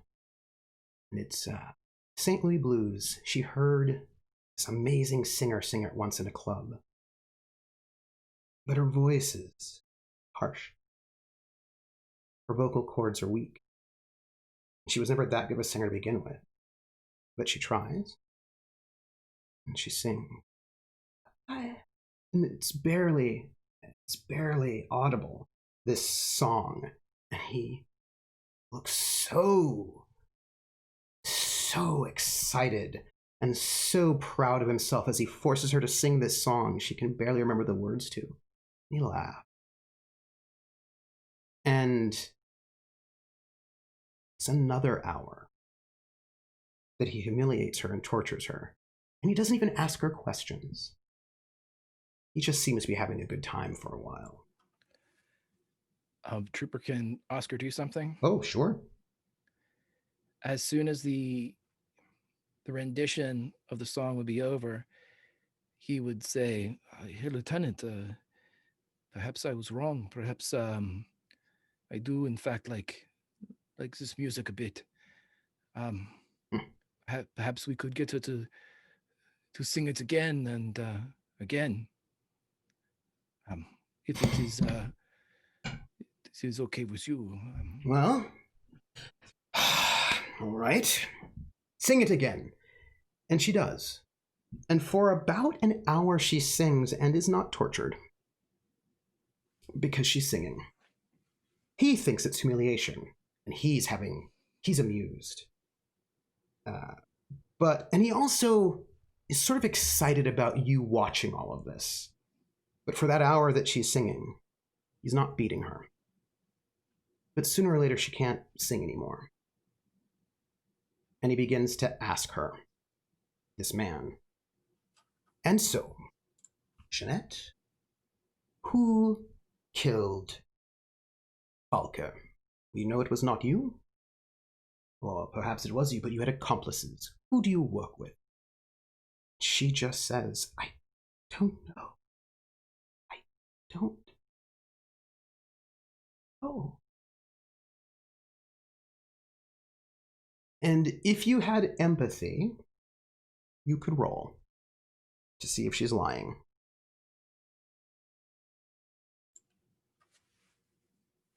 Could I roll my my acting to see if it's a performance? To see You could. if it's You could see if it's a performance. You could use acting that way, yes.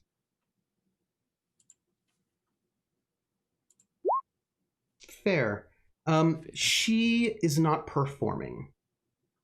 She could be lying, perhaps, but your sense from this is that she really has no idea the answers to any of these questions. It does not seem to you like she is like being brave and holding out. It seems to you like she really has no information to give. She knows nothing. You don't know how she got here or what she's doing here, but from your assessment, she is completely innocent of whatever it is that he's asking her about.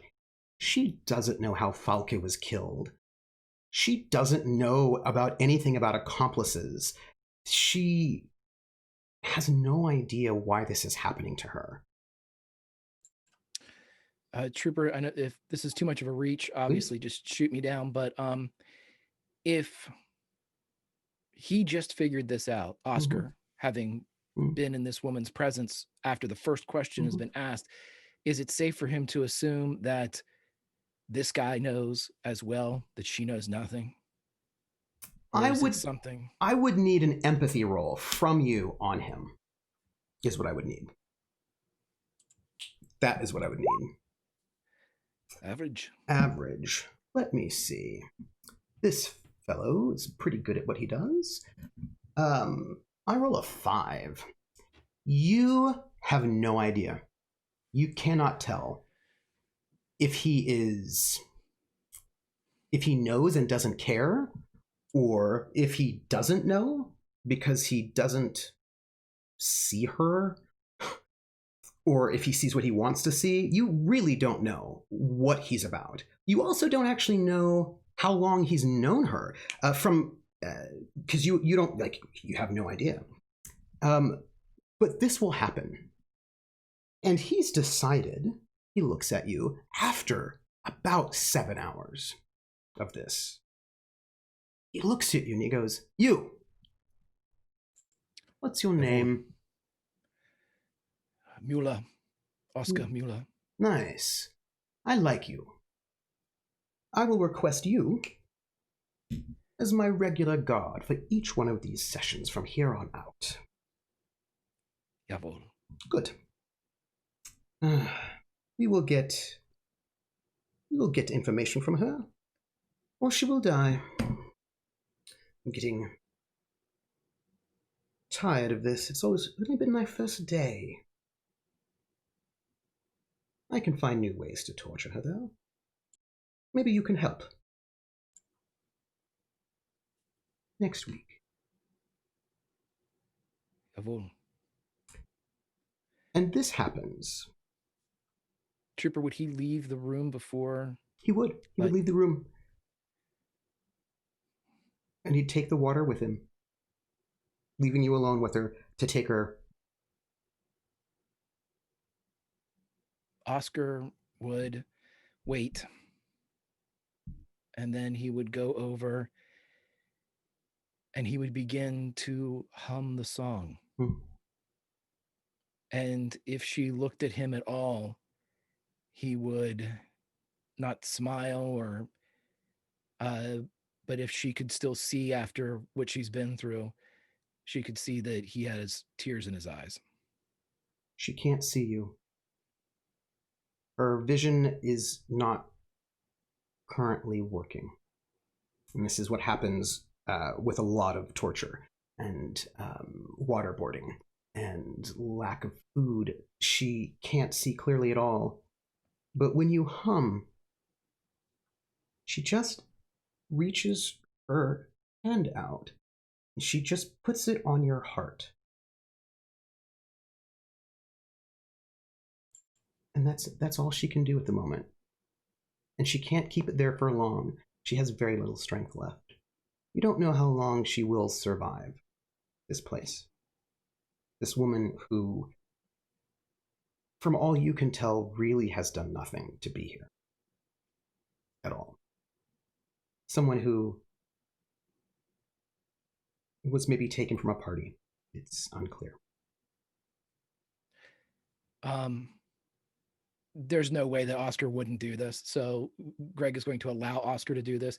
He would put his hand over hers quickly, and he would say, almost like taking her hand for vibrations from his chest, and he would say, "My name is Oscar." And she would say, I'm Jeanette. Please, help me. Yeah. I will be here. I will do what I can. And I will say this, because we're coming on break. You are brought in to witness this torture every day for weeks. And this place is full of guards. But every day you're here, you know their routines a little better. You know the layout of the building a little better. And you know this man, this interrogator, a little better. And what you can tell about him is he's a sadist. It does not take you long to figure that out. And you can tell that he is desperate to get this information, no matter what. It is a need that he has to find out who killed Falke, where his files went, and who is involved. And you can tell he wants to know for his own purposes, not just for the party. And you don't know what those purposes are. But as you can tell as time goes on, he gets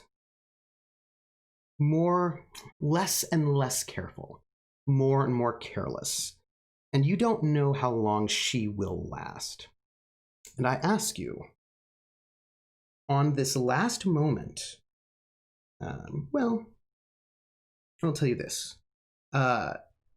There's a moment when all of you all, in whatever places you are, it's June the 22nd, when it's on the radio.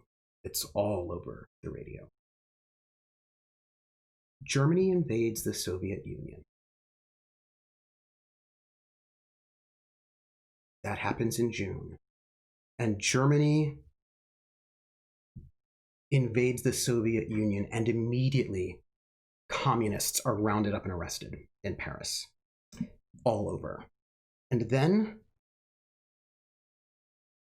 the communists who had not yet been involved start getting involved. And you start hearing about explosions in the city and some assassinations. And violence starts escalating in Paris as the Eastern Front opens. And I'm going to end this moment with the last thing before we go to break. And that is this. It is now July the 22nd. It is the evening. And you all have been doing your various things, and we're going to end with one last scene before we start on this day. It is late. It's been a long day. July. A lot of things have been happening. In the meantime, besides the census, besides the invasion of the Soviet Union by Germany, the opening up of a second front, which is not great. Oscar, you're back in that room, and it has been 8 hours. You have never seen Tristan Hassel, the head of the Gestapo. You've never seen him. He no longer comes into this space anymore. It is just this tall, thin, lanky fellow. And he has continued to torture her. You don't know if she will live,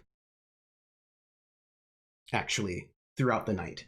You're not certain that she will survive this moment. And he has his back to you, and at this moment, he has rolled up his sleeves, and he's laughing. And he sort of looks around to see what he might be able to use as a torture device at this moment. He's made her sing yet again. She can't sing anymore. And he's sort of looking a little bit, and he goes, "You, Müller." Jawohl, Herr Lieutenant. "I'm tired. My fists hurt, my knuckles hurt. I think you should do this for me." Herr Lieutenant? "Yes. I'm thirsty, tired." And he sits down in the chair, he drinks this water. He goes, "I think it's your turn to practice, to see what you army men are good for." I fear I would be too clumsy. I don't think it matters at this point. Do you hear that, Jeanette? I have a friend who will torture you for me, and he's not as good as I am. Probably say something. No? Well. All right, Müller, your turn. And he kicks his feet up on the table, and he crosses his legs, and he sort of puts his hands behind his head, getting blood in his hair. And he just sort of closes his eyes a little bit to enjoy the moment, waiting to hear you hit her.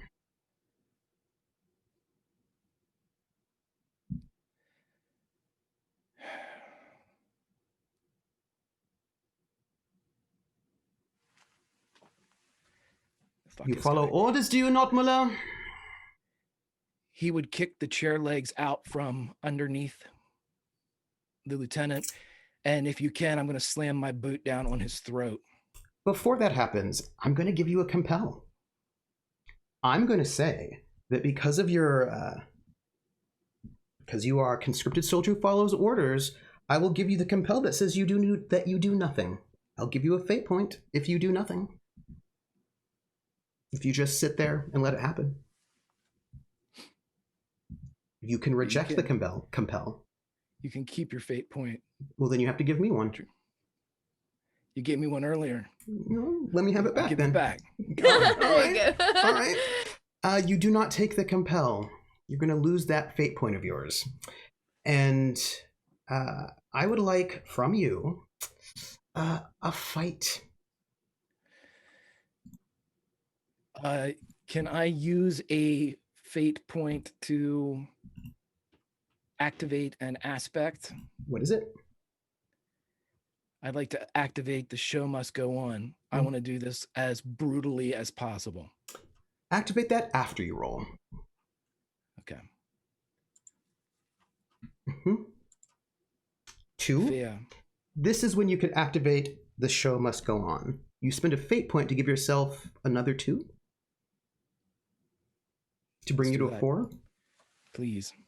Worth it. I'm going to call this a create advantage, not an attack, right? That you're giving yourself a setup.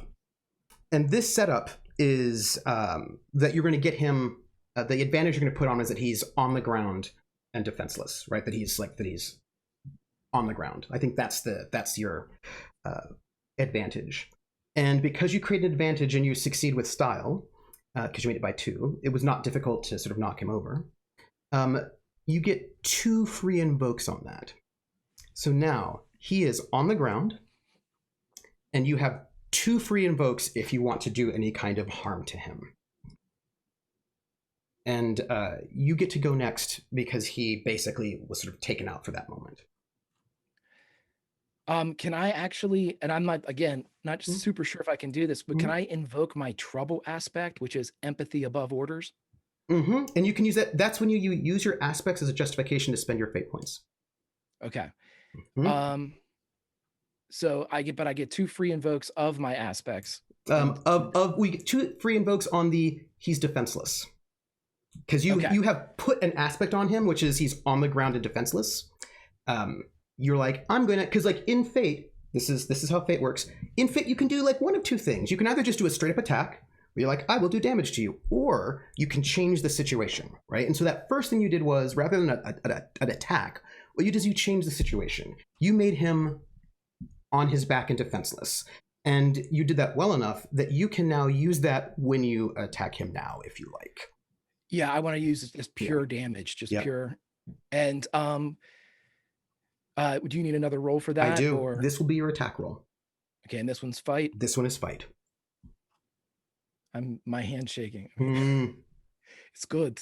That's a 3. Now I ask you the questions. Would you like to use your 2 free invokes? He's going to try to defend himself. He's pretty good. I roll a 3. Now, we are tied. Would you like to spend the 2 free invokes you have for a +4? And you can now spend any other fate points you want on any other aspects to give you more. If I have 1 fate point left, you have 2. You have 2 fate points left. I used 1 to boost my thing, though, didn't I? Yes, you did. So you have 1 left. And there's also group fate points, if the group will allow you to spend them. Group will be totally down for you to kick this Nazi's butt. And to throw this out there too, this is worth it. Because it deals with Jeanette, like this very much impacts the group. For shoresies, so down. You use that fate point. All right. Yeah, I will.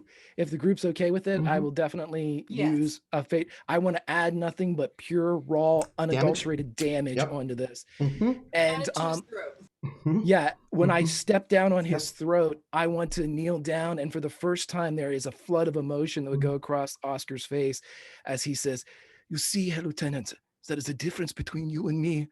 With me, my art is quick." You spend the 2 free invokes that you built on him, yours for your empathy above orders, your trouble aspect, and then 1 from the group. And I think we could probably use Jeanette's aspect for that one, which is that she's invested in the club. And with 8 damage to him, you take him out. How do you do it? Do you kill him? Do you just knock him unconscious? What do you do with him? It is your choice.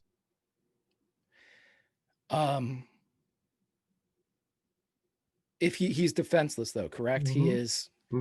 You have taken him out, and you decide how that happens. He would grab him literally by the hair and drag him over to where Jeanette is and throw him down. And I know that she's in no shape, but he would pull out his trench knife and he would slowly drag it across the Nazi's throat, but he would put her hand on his chest so she can feel the vibrations as he grabs for his last breath, and Oscar would hum the song. And as you kill him, I need to ask you a question that I have asked every other player so far. Have you ever killed anyone before? Jawohl. I need you to roll a will roll, but your difficulty is only 4 because you have killed before. That is 3 stress that you need to take. Mental stress. Luckily for you, you have an empty 3 stress box, so you can just fill that out. That's right up. Great. You do not get out of this without that impacting you. And so, she is there, and she is now weeping for the first time. And you are alone in this room, and it's all silent. What do you do? She says, "Take me to my friend." Jawohl. And he'll pick her up. Can I get a stealth roll from you? Or how do you want to get out of here?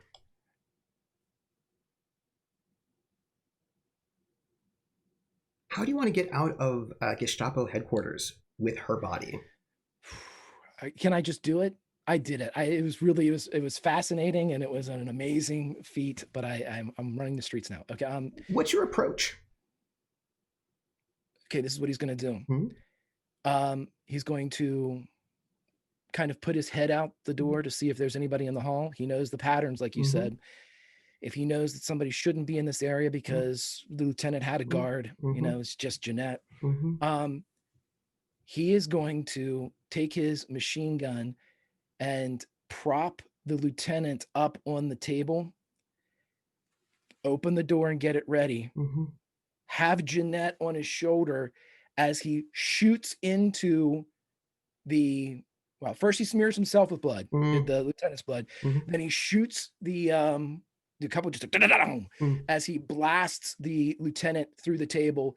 And then he turns and stumbles out into the hall and starts running towards the nearest door, yelling, "Alarm! Alarm!" This would be a deceive, but you do have a stunt that allows you to use your acting skills for deceive instead. So I'm going to need some performance from you. Okay. Last roll before the break. Come on. Mm-hmm. Superb. Oh. Let's do this. You come Screams. screaming out of Yes. there, carrying this body with the alarm, and in a second, you can hear the activity of the building moving every which way. And you have got footsteps and boots, and you've got people running every which way, and you know that there is going to be everybody sort of moving up as quickly as possible, running around, and they're going to lock everything down. But you also know it's going to be chaos, and this chaos is going to last long enough for you to get out. And as soldiers go running and searching to find who might have done this, they pass by you, a fellow good German soldier who follows orders, and they assume you're just taking the body out of the way for safety's purposes, and they don't even notice as you slip out of the building with her into the night. And I ask you, where do you go? He would pull out a box of matches from and that would be the last shot you would see. And with that, my friends, we are going to break. And we will pick up about a half hour after that moment back at Bricktops. Oh, we'll be back, y'all, Lord. Oh man. So epic. Yes, chat. You are right. So epic. Welcome to Bricktop. Welcome to the club, everyone. Yeah. This is our break. I want Oh, everyone to man. hydrate, stretch your legs, de-stress a little bit. I would if you like got 'em. to give some thanks to those who have donated bits. I would like to thank Rissa, who's given us some bits, who has said, "Welcome, Oscar, and good luck. You'll need it with this crowd," which is true. Also, Rissa has given us some bits and said, "One episode in, and Oscar already has his first kill." And with Said, "Welcome that, to the club." we're going on break, everybody. We'll be back in about 10 minutes. And when we get back, we will get our team all together at Bricktops. And we'll find out how all you are doing. Yeah. Jeanette's back, everybody. Yeah. And we're good. Everybody, we'll see you in a couple seconds. We'll be at break.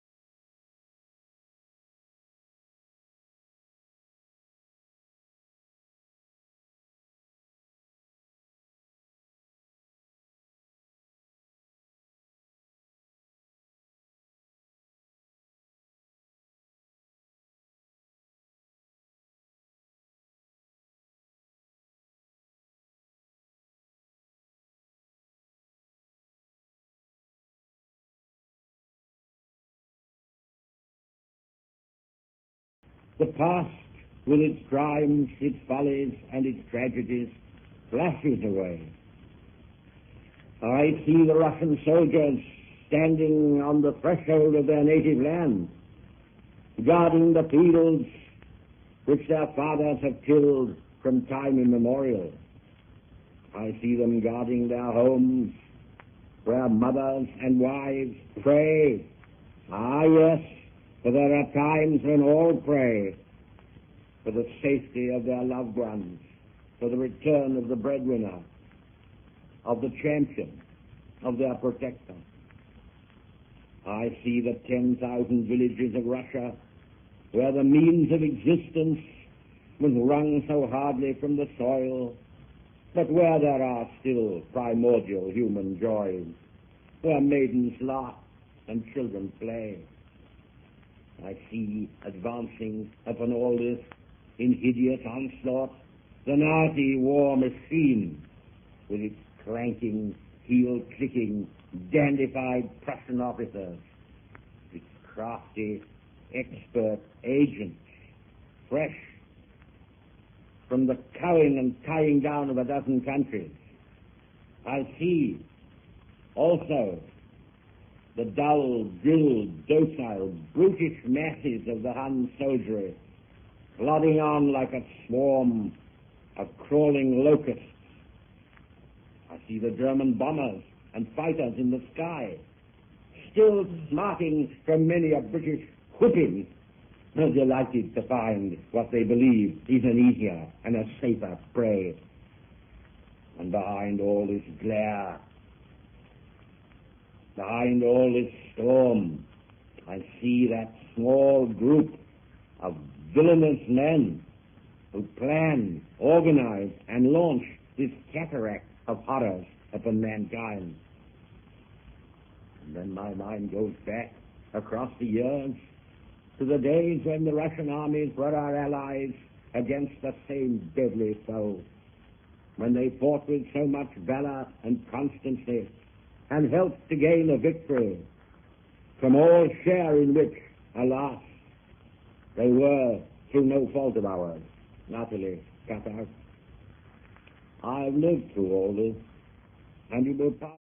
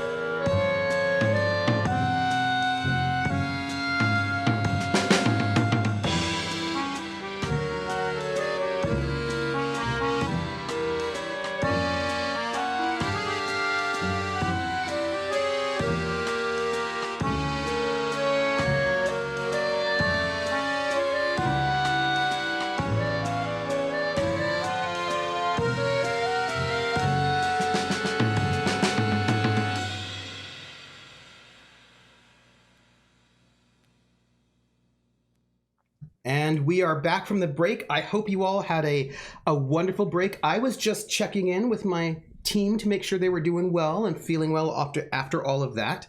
And I should just note that we also use the red and yellow card. We also use, check in, make sure everybody's fine and safe. So we're doing it. So in the first half, we got to see what everyone was doing during the break, some of the things they had going on.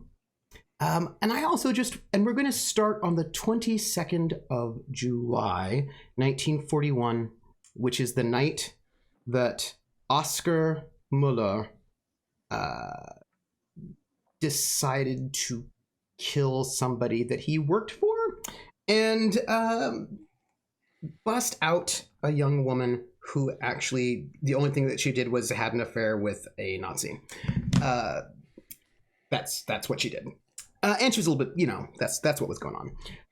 So in these 2 months, this is what our characters had been doing.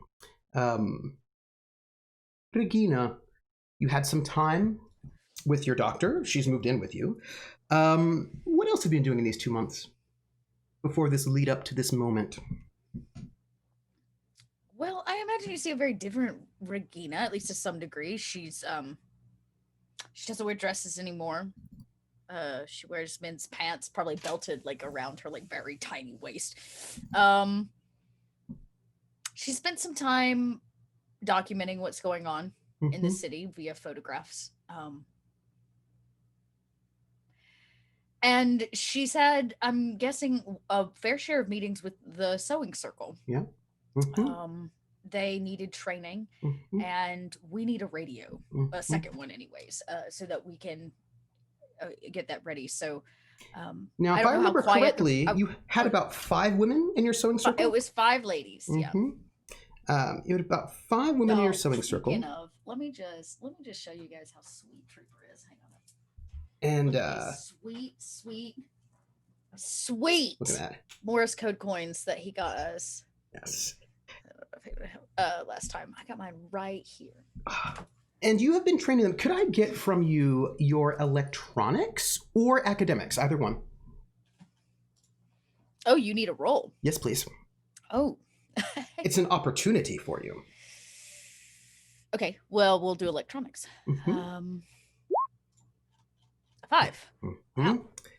This will give you a boost. Oh, great.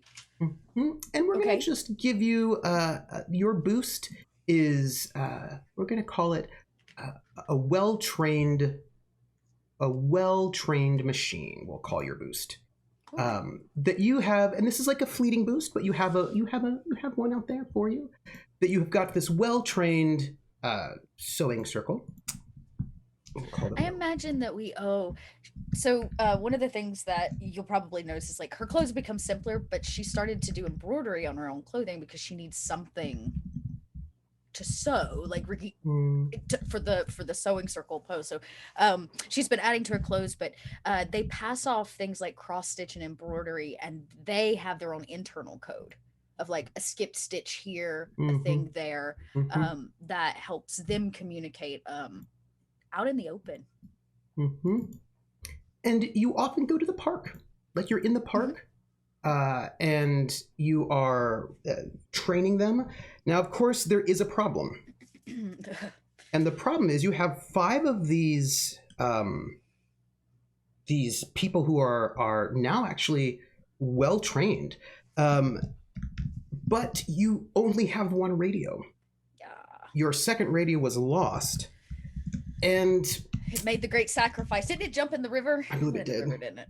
Yeah. And you have it, like that's awesome, but you don't have the radios, and so you're going to need to get them. And the problem is radios, you're going to need to get those from London. They're going to have to be actually delivered from London, and you're going to have to ask.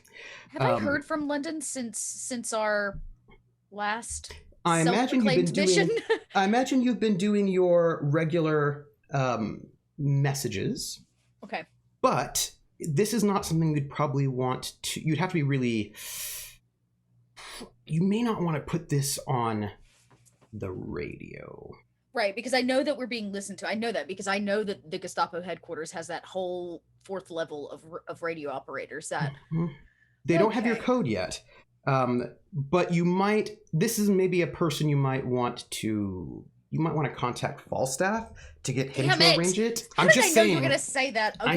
I know. It's been a while. I'm just saying. And you know what? I haven't made his life miserable in a while. So, okay. All right. Yeah, I will contact Falstaff if that's the best way to get information about the need for radios. So let's say we have a library meetup because that's where we meet, right? Well, you leave messages. You never meet in person. That's right. So for the newer folks, Falstaff is the courier. He's a mailman. He's a British SOE agent, and he his job is to coordinate between the different resistance cells. So none of the cells know each other. There are other cells. They know that other cells exist. They have some of the code names for some of them, but they don't know them. They don't. And this is the one person who's been brought in from London to coordinate between the different cells. It's the beginning of a time where they're beginning to coordinate a bit more. They also did not get along very well. Yeah, they might have also smashed him in the face with a bottle. He deserved that. Someone may have done that. Yeah. He deserved it. Well, you know what? No, I don't feel bad about that. You can't make me. No. Oh, I thought, we haven't talked about. So let us say that you have arranged in your drop-off to have Falstaff come to visit you at some point to talk about this more securely. At the club? Mm-hmm. Okay. As long as they can, yeah, okay. So this way... I put a bottle on the table. So this way you can actually have a conversation about this really important equipment without anybody overhearing it. Okay. And what about you? I should say, Jules. What Jules did was that he's the driver, Jules. And you had on your person a canister of sarin gas, highly experimental, highly dangerous. Nobody had this before, brand new, no one knew about it, and it needed to get to London in person so the Allies could know about what kind of dangerous weapons the Germans had. Because at this point in time, nobody knew that they had this. So what Jules has done is that he has decided to drive the gas personally. Wow.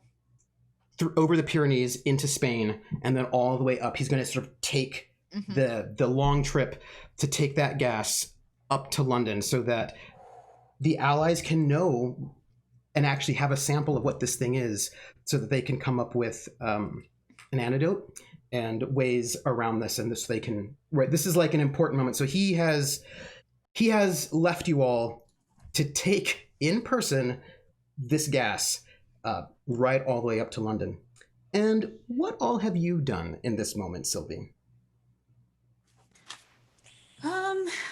Well, now that I've been making sure that the notes have been getting passed, I have a business to run. So, making sure that the deliveries arrive, that the patrons are happy, trying to find replacement instrumentalists for the ones that keep going missing, which I'm not particularly pleased about, but trying to keep the bar stocked, trying to keep people in and out without being... and also, we do continue to find ourselves with goods and sometimes people. Just in certain places in the building. So just kind of overseeing that and just being a law-abiding businesswoman. I will say a couple of things that you would note. You now have coordination from Falstaff, and that means a couple of things. And that means primarily that people that need to know about you. And that means a couple of things, as you have learned in the last 2 months. So there was an alternate network to get out, run by the Jackal, who it turns out was actually not helping anyone, was a serial killer and just murdering people and taking their stuff. Turns out it wasn't great. Yeah, so that wasn't great. But he's dead now. So people need a place to get out. Also, there was the Comet Line, which was smuggling people out, but they were only smuggling out pilots, not regular people. So the bar has become less of a place to rescue art and more of a place to rescue people. And more people have come through this bar in the last 2 months. You have a photographer who can make, and you have a forger who can make documents. And because of Falstaff and you now being sort of a bit more hooked in, a bit more influential as a group, you are asked to do more work in these interim 2 works, mostly forging papers, helping storing people when people need to have a place to stay on their way through in this moment. So this bar that you're running has, not every day, not all the time, but it is not unlikely that you will be asked, somebody will come in, will give you a password that you'll need to make forgeries and documents. Somebody who's dropped in needs a place to stay on their way out, helping people get out of the country. And that has happened more and more. I'm hearing that I'm busy, is You what I'm hearing. are busy. Your circle is expanding. And the club is doing well. You have heard. Roll me contacts, my Sylvie, my friend Sylvie. I will. Please do. See, hang on, I think it's contacts that I would want from you. all right. Looking at a 2 difficulty. Not too bad. Just to get a sense of what the oh, excellent. My contacts are phenomenal. Your contacts are phenomenal, and you too will. Superb, you might say. I would say superb. Yes. I would say that, and you will get. You will also get a boost to for a little bit of your work sort of around. And here I was going to say I had a thankless job. Yes, you're going to get, your boost is going to be that you have word on the street. So you've got some gossip and rumor, right, that has sort of shown up for you. I'm going to put this down in here. Sylvie, word on the street. No, we're going to call it ears everywhere. I like it. I like it. Whenever that might be relevant, that will Did they come. fix all the street signs? They have. All the street signs have been fixed. Damn it! They have been fixed. We when the Germans first got here, we changed all the street signs around to make the streets hard to navigate. Yeah. We use that a lot. Yeah, we did. We were like, they can't get where they're going. It is true. That but, street sign's not there. but that has been fixed. Now, your eyes and ears are going to tell you a couple of things. This is a boost you can use later. You have learned that a number of these jazz clubs have been, not all of them, but a good number of them have been harassed. There's a new head of the French police. The gendarmerie has a new chief of police for Paris. You've heard that. And this new head of Paris is kind of a hard ass and has taken to harassing clubs that play inappropriate music, and that would be jazz. And not all clubs universally have been harassed, but enough. And yours has not been one of them. Generally speaking, you have not had a lot of either French police presence or German military presence. You've not been harassed. There have not been protests about your club. You've been sort of kept a little off the grid, as it were. People have kind of left you alone a little bit. But you do know that there's like this, there is a campaign going on from the chief of police to make things a little bit more respectable and a little bit less degenerate. But you do have that. Tango, what about you in these 2 months?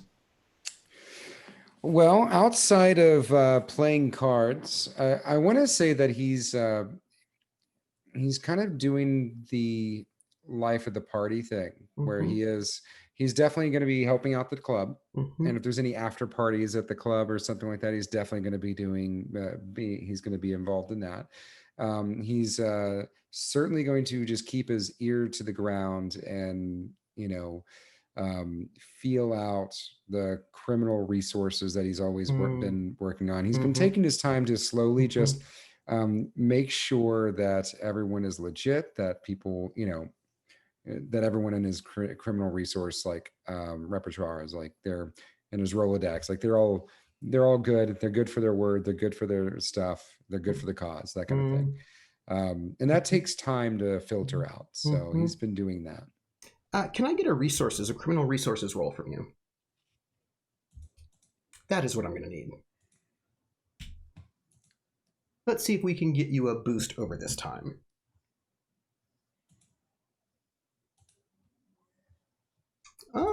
You do.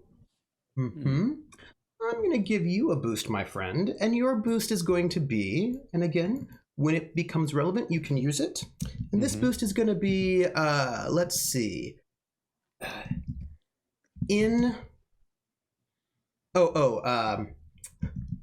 stall in the black market. There you go. You have spent some time working on getting to know the black market in Paris and getting to know who the movers and the shakers are and who is trustworthy and who is not trustworthy and what you can get and how to get it. And so you have sort of assessed a lot of good spaces. And so that stall in the black market is a boost that you can use to maybe get something a little bit off the edge. I will also note that there is talk in like fences and that side that weapons. Okay. Weapons. People have been looking for weapons, machine guns. It looks to you, and from your word, it looks to you like the communists are arming themselves and planning violence. And, so you're getting a sense of there being more guns on the streets or going to places. You don't yet have any contacts with these communist cells, but you clearly know from your criminal resources that they're out there and they're arming themselves. And you get a sense that your good buddy Zygmunt might be one of the people that they're getting weapons from, which, I wouldn't put it past him. You haven't really seen him much since he stole that gas from you, but Yeah. Well, yeah, you're right. No, yeah, and he's not necessarily trustworthy, but he's not untrustworthy. He's in the gray area in between. I mean, he's not trustworthy, but you can trust him to not trust him, and that's pretty consistent for me. Yeah, so, I mean, you know what he wants. It's money. That's what he wants. And I'm going to ask you, my dearest Oscar, in these 2 months when you've been having to watch torture, what have you done with your life when you were not watching torture?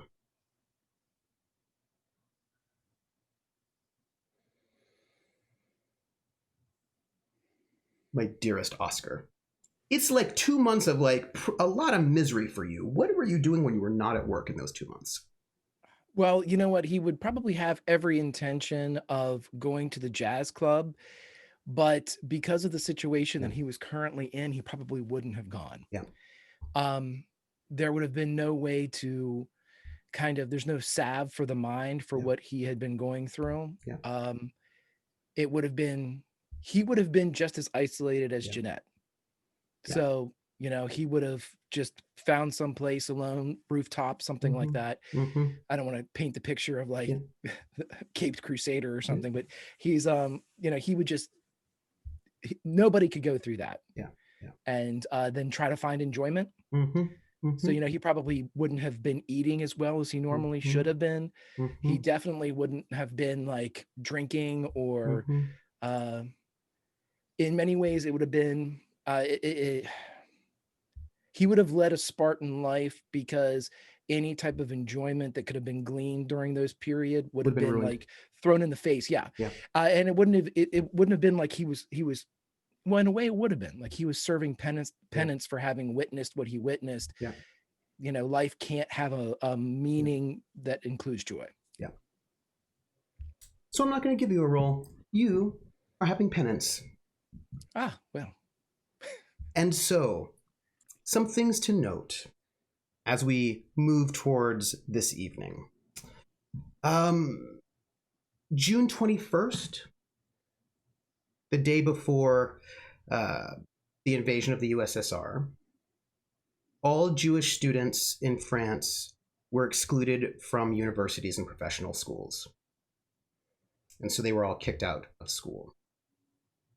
And then on July the 16th, just a few days ago, all Jewish people were excluded from the legal profession. And so Jews were no longer allowed to be lawyers in France. And so a lot of people have been losing their jobs and their spots.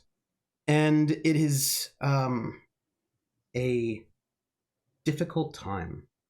And it is now July the 22nd. And according to my calendar, that is a Tuesday.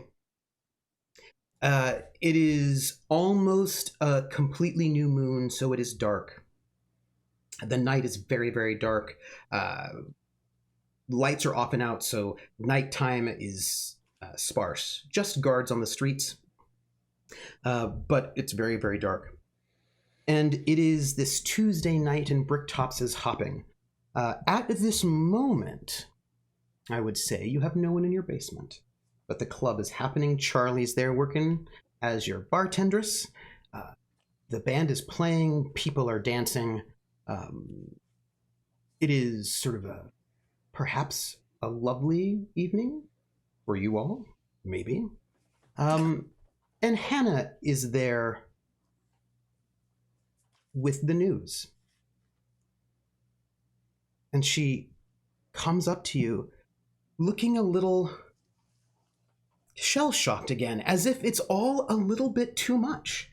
And she's got her medical bag with her. And she comes in and she just sits down. And she looks up and she says, They seized all of the Jewish bank accounts. All of my money is gone. They opened up all the safe deposit boxes. We've all lost all of our everything.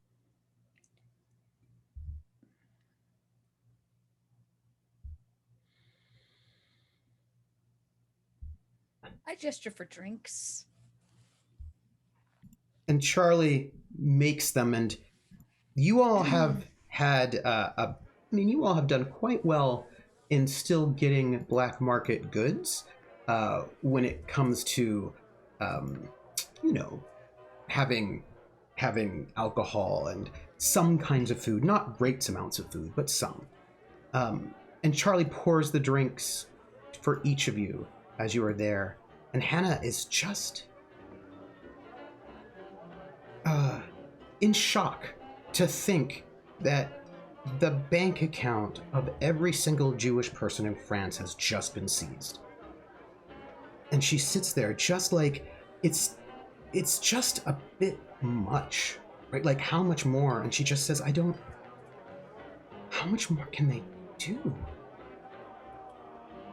Ooh. You may not want to ask that question. Yeah, I kind of make eyes, and I put a hand on her shoulder. Nothing, obvious, just comforting hand on the shoulder. And I slide her drink down. I just, maybe you should take it downstairs. And she takes her drink, and she sort of heads off towards the back. Oscar,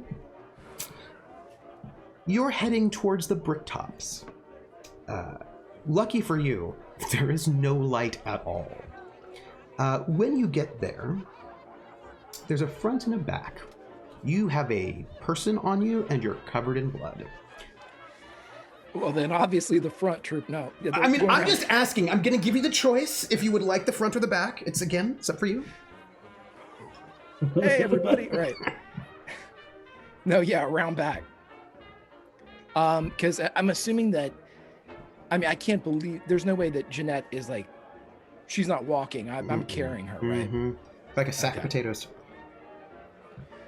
Yeah, he would try to, I mean, he would have stopped in like a puddle or something and tried to wipe off the blood that he put on there himself and then it sprayed on him. And he would have taken his jacket off at that time and like wrapped it around her, but pulled the collar up to the point where it would shelter her face as much as maybe even pulled her hair, like just to give the illusion of inebriation or anything other than, you know, what's going on. But there's no way that he could make himself presentable. Yeah, he's going to round back and just, and unless he sees Dieter somewhere, he will go around back. There's a door. It's the back door where some like deliveries sort of come in and out.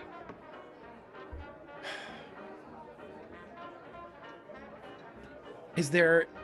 You say it's dark in the alley, correct?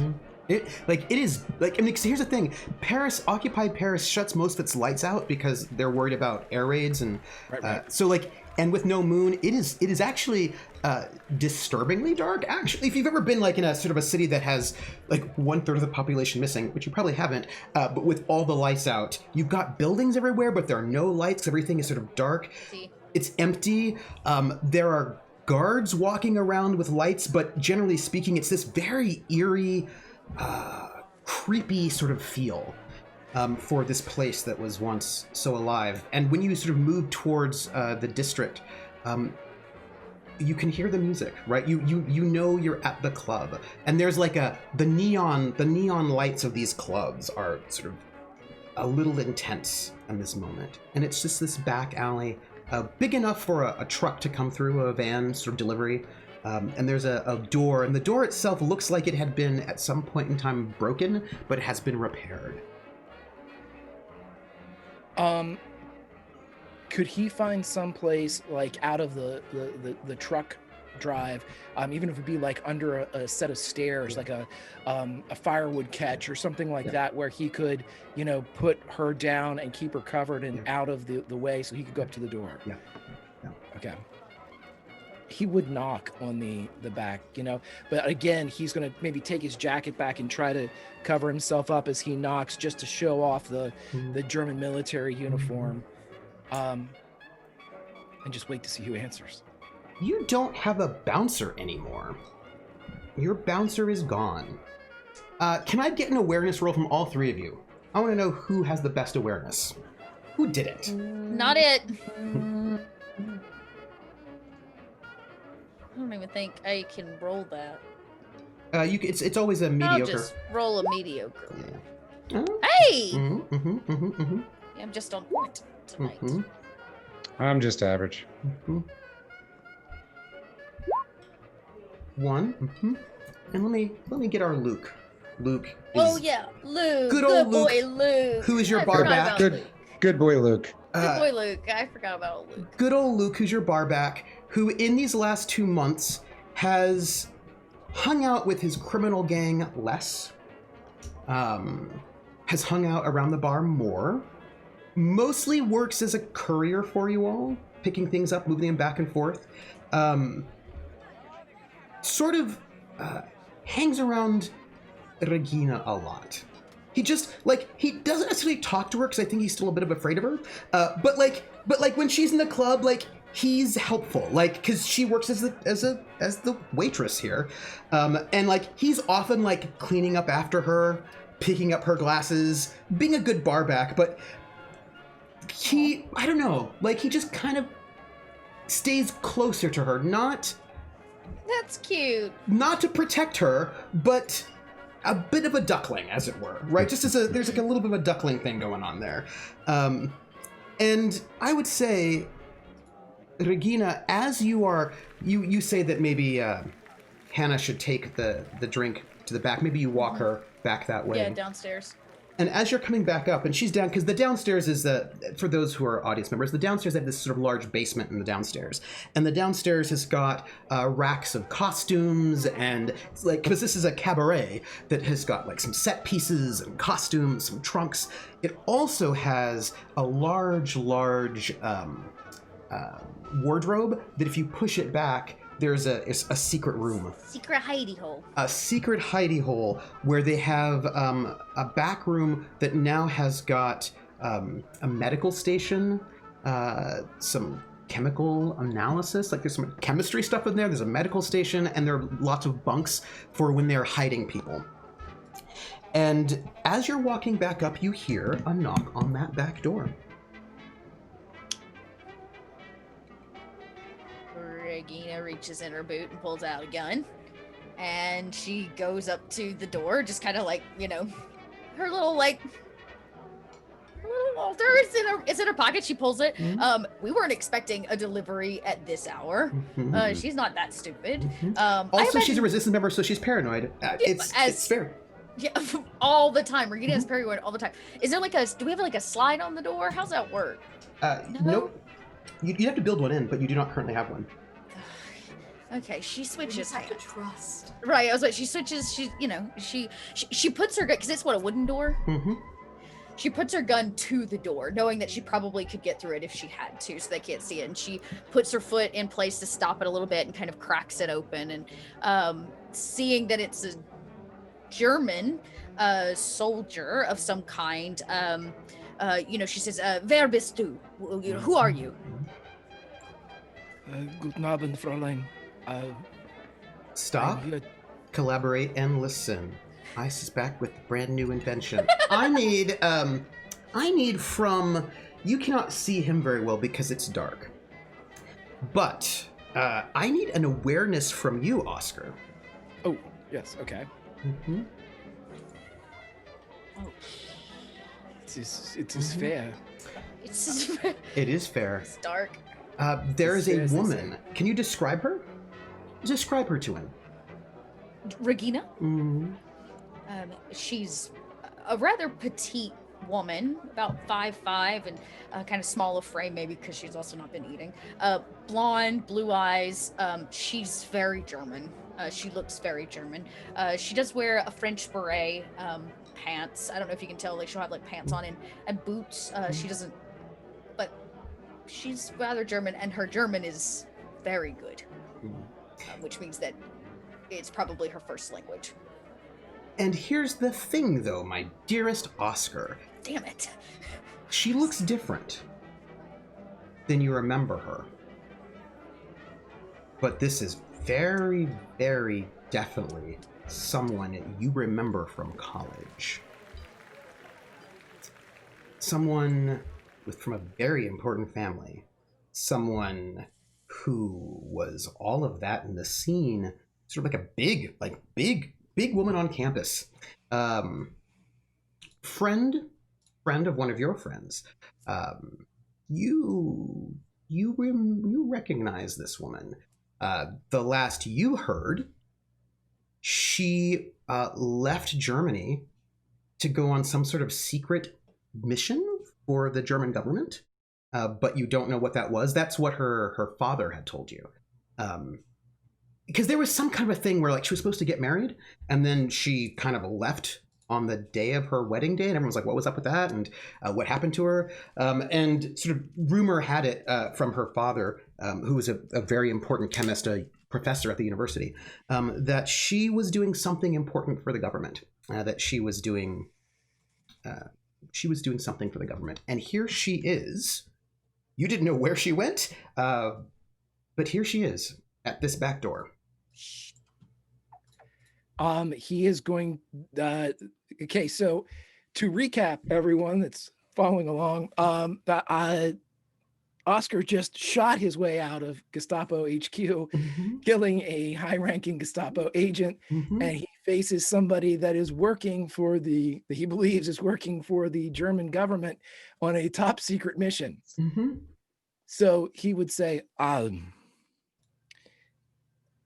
And he would any way he could shield his face from Regina. He would, Fräulein, I'm here for poker. Dieter invited me for poker and music. And Door slams. You know that's his. You know the code name from Tango. Yeah, I'm like, okay. Door slams. She says nothing. Door slams, and like you hear the lock click again. I bustle straight past Hannah upstairs, and I say nothing. I just grab Tango. The door's upstairs. She's down in the basement. The door's at the top. Yeah. So okay, yeah. I was gonna say, as soon as the door closed, Oscar would just kind of be still facing nose to the door and go, "Yes, I have to go to gone better."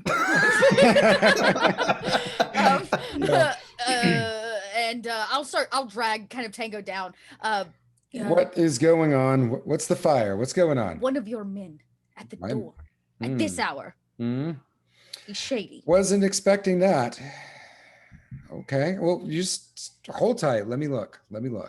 All right. You hear me like cock the gun. Ooh. Well, look, if it's a poker, you know what? Poker. Do you play poker? Yes, I play poker. I didn't tell you I play poker. Okay, we should play poker sometime. Look, let's get done. I point the gun at you, and I point the gun at the door. I'm getting to it. Is this somewhere like where it can be seen?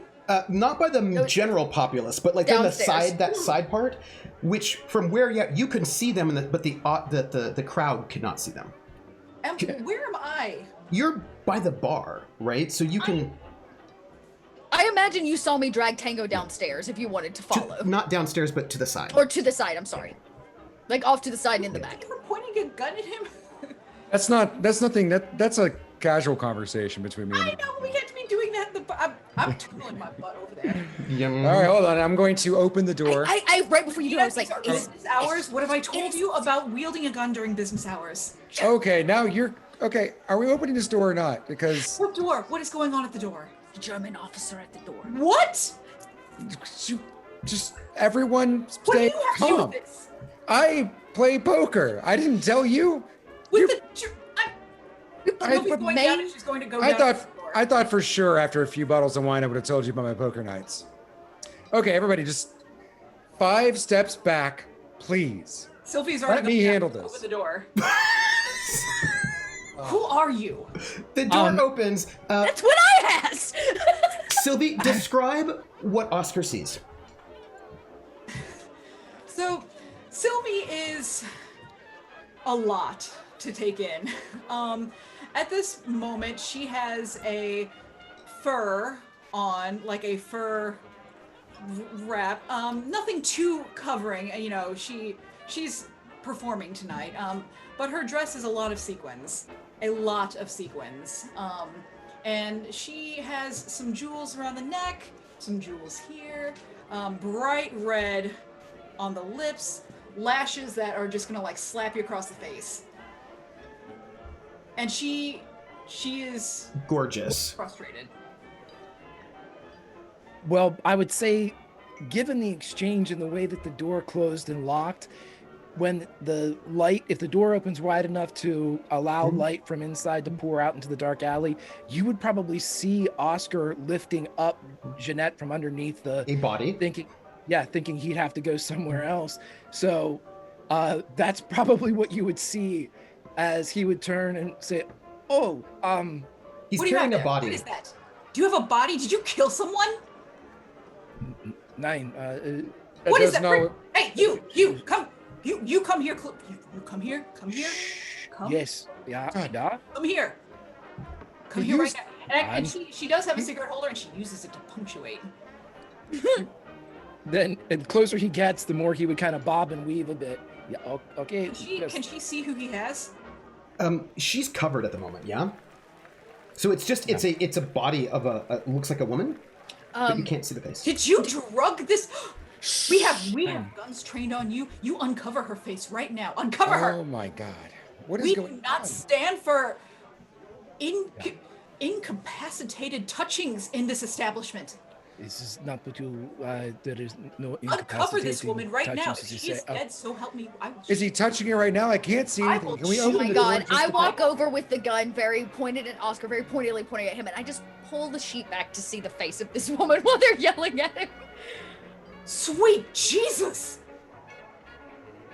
Oh my god. I don't care who you are. Bring her in here. Bring her in here right now. Bring her in right now. Keep your voice down. No, I'm going to ask Oscar, I'm gonna funnel you into the basement. he consider him funneled. I need Okay. an awareness roll from Regina once he gets inside the room with all the light. While Bunch she's of doing that, I would ducks. love it if this is the first time I'm actually, because they were huddled at the door and I'm behind it going, what is going on? So I'd love it if at that point I lock eyes with Yeah. Oscar and I was like, oh, I just meant come over and enjoy some jazz, Oscar. I go, Hannah, and I kind of wave her to follow. I imagine we go into the secret Yeah. space. Yeah. Oh man, Oscar's getting all of our secrets tonight. I look at him Mhm. before I slide the shelf open and reveal the like doctor space or whatever for him to put her down. He So- probably wouldn't even pay attention to Yeah. that much, but when he would go by Tanga, who he believes is Yeah. Dieter, he would Yeah. look and genuinely say, I am sorry, I knew no one else that wasn't associated with the Germans. As soon as Jeanette is down, though, Sylvie is all over her. And Hannah comes into action to start. Sylvie's gonna start like wiping off her face and stuff like, oh my god, my poor girl, what did they do to you? What is this? And she's gonna start like wiping off her face and like trying to like put her hair back and like in her own way, she's gonna try and like fluff it up and make it like look nice and like, but like trying to like wipe off her face and like Yeah. Yeah. She. And I'm going to go over to looks Oscar and is awful. sorry. I'm going to go over to Oscar and be like, all right, I'm going to tell you right now, you need to explain. And I can see it in your eyes. I know you've seen some shit tonight, but you have to explain, especially to the one pointing the gun right now, what is going on. There's no need for a weapon, but this is not the first time that one has been pointed at me. They were going to kill her. They have been trying to kill her for weeks. They are asking her questions that she did not know the answer to. Like It what? was.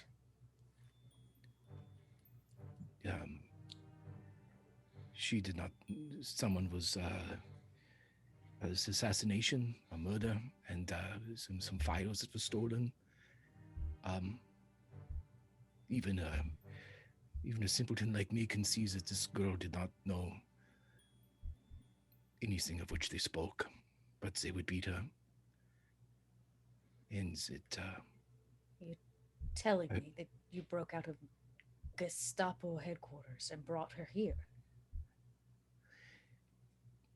It doesn't sound very good whenever you say it. But yes, yeah. doesn't sound very good at all, but you wouldn't necessarily be the first. Sylvie looks pointedly at other people in the room. Regina, this is Hey. about the time when you now recognize him. You're in the secret basement. Hannah is Is it? has gone into doctor mode, right? Yeah. She is in doctor mode at this point in time. And you recognize this man as someone from your past. I know you. Yeah. How do I know you? It's a university. It's 80 years ago. I was 33. The book burning. Yeah. I remember. They tried to hand you a book and you turned it down. It was Shakespeare. I couldn't live with myself. I know how I know you. She kind of smiles a little bit in a knowing way when you say Shakespeare. It's a He long would- time ago. It was. I've heard stories of you as well. I ask only that I will not. I will leave.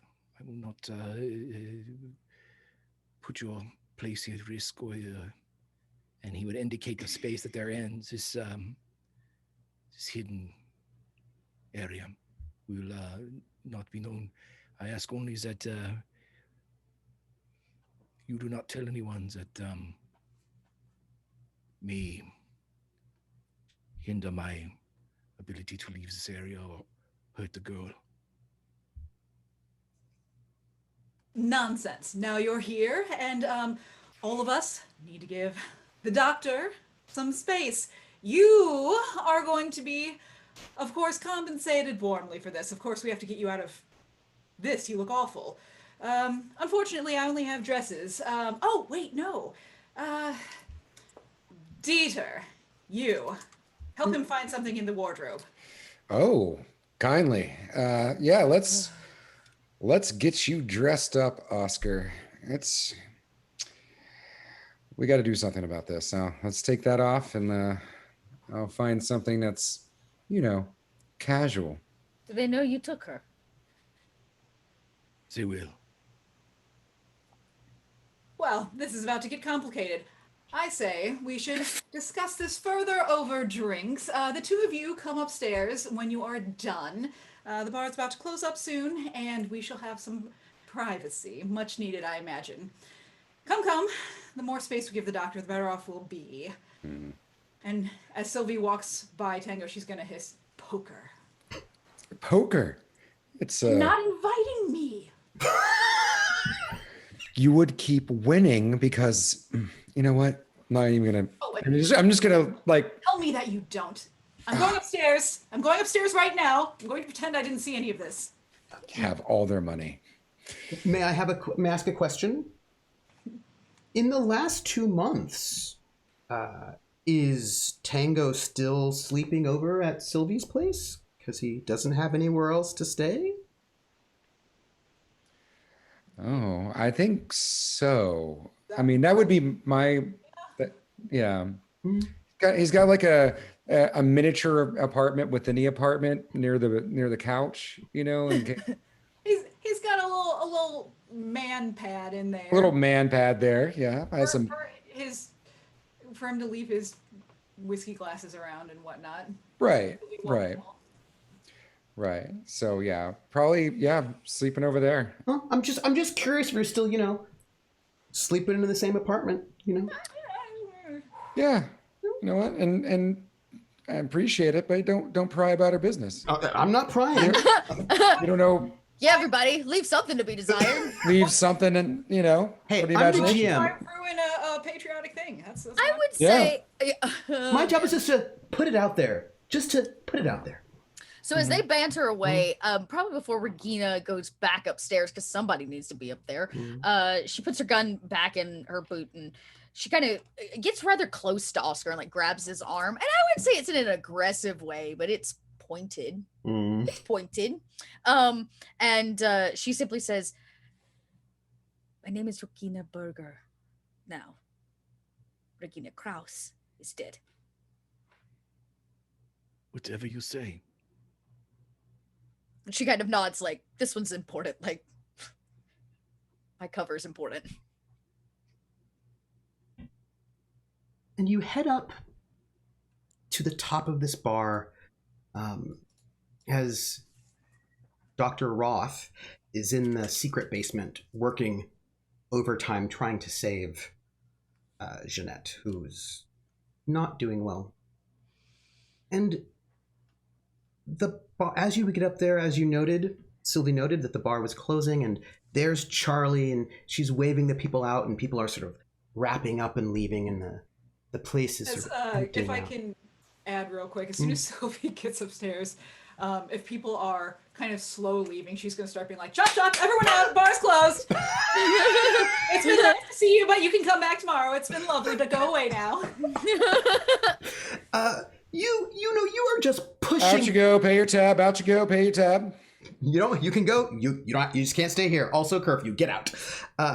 And people are on their way out. They're all on their way out. Again, Luke is doing his best to be a bouncer, but It's not really his job. You don't really have a bouncer right now. And everybody's moving their way out. And Sylvie, it's you, Luke, and Charlie up there in the top of the bar as the rest of the group are still downstairs on their way up. And someone slips in the door as the last person is slipping out. Why do you make that face? I don't know. I don't like slippage. What do I know? Anybody? Yes. You know what? Well said, Rocket. Anybody who uses slippage. I don't like slippers. What? Nobody likes slippery folk. It's a woman. That's all. Well, where does she slip to? She just slips in the door. She's a woman. She slide under a table? Do I like slips in the door before it shuts, and the door shuts right behind her as it slips in. So it's just you, Charlie, Luke, and this woman. And she is not particularly tall. She's like 5'4". Her hair is in a bun, very crisp. It is it's kind of a tight bun, actually. She seems to be in her late 40s, gray. She's wearing a gray cardigan, a white shirt, it's like a black A-line skirt. She's not like hyper stylish, but she looks professional. She looks like a secretary, as a matter of fact.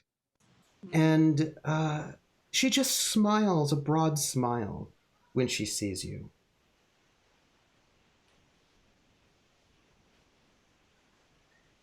Yes, may I help you? She smiles and she says in perfect French, no trace of an accent, she says, "Oh, I'm so happy to see you. I thought that I could get a drink." We're closed, but you're welcome to come back tomorrow. We're open from the hours of 5 p.m. until nowish tomorrow, 24 hours from now. Oh, I understand, but... And she smiles at you. She says, "I think you'll want to give me a drink." Go on. Where shall I sit? Is there somewhere private?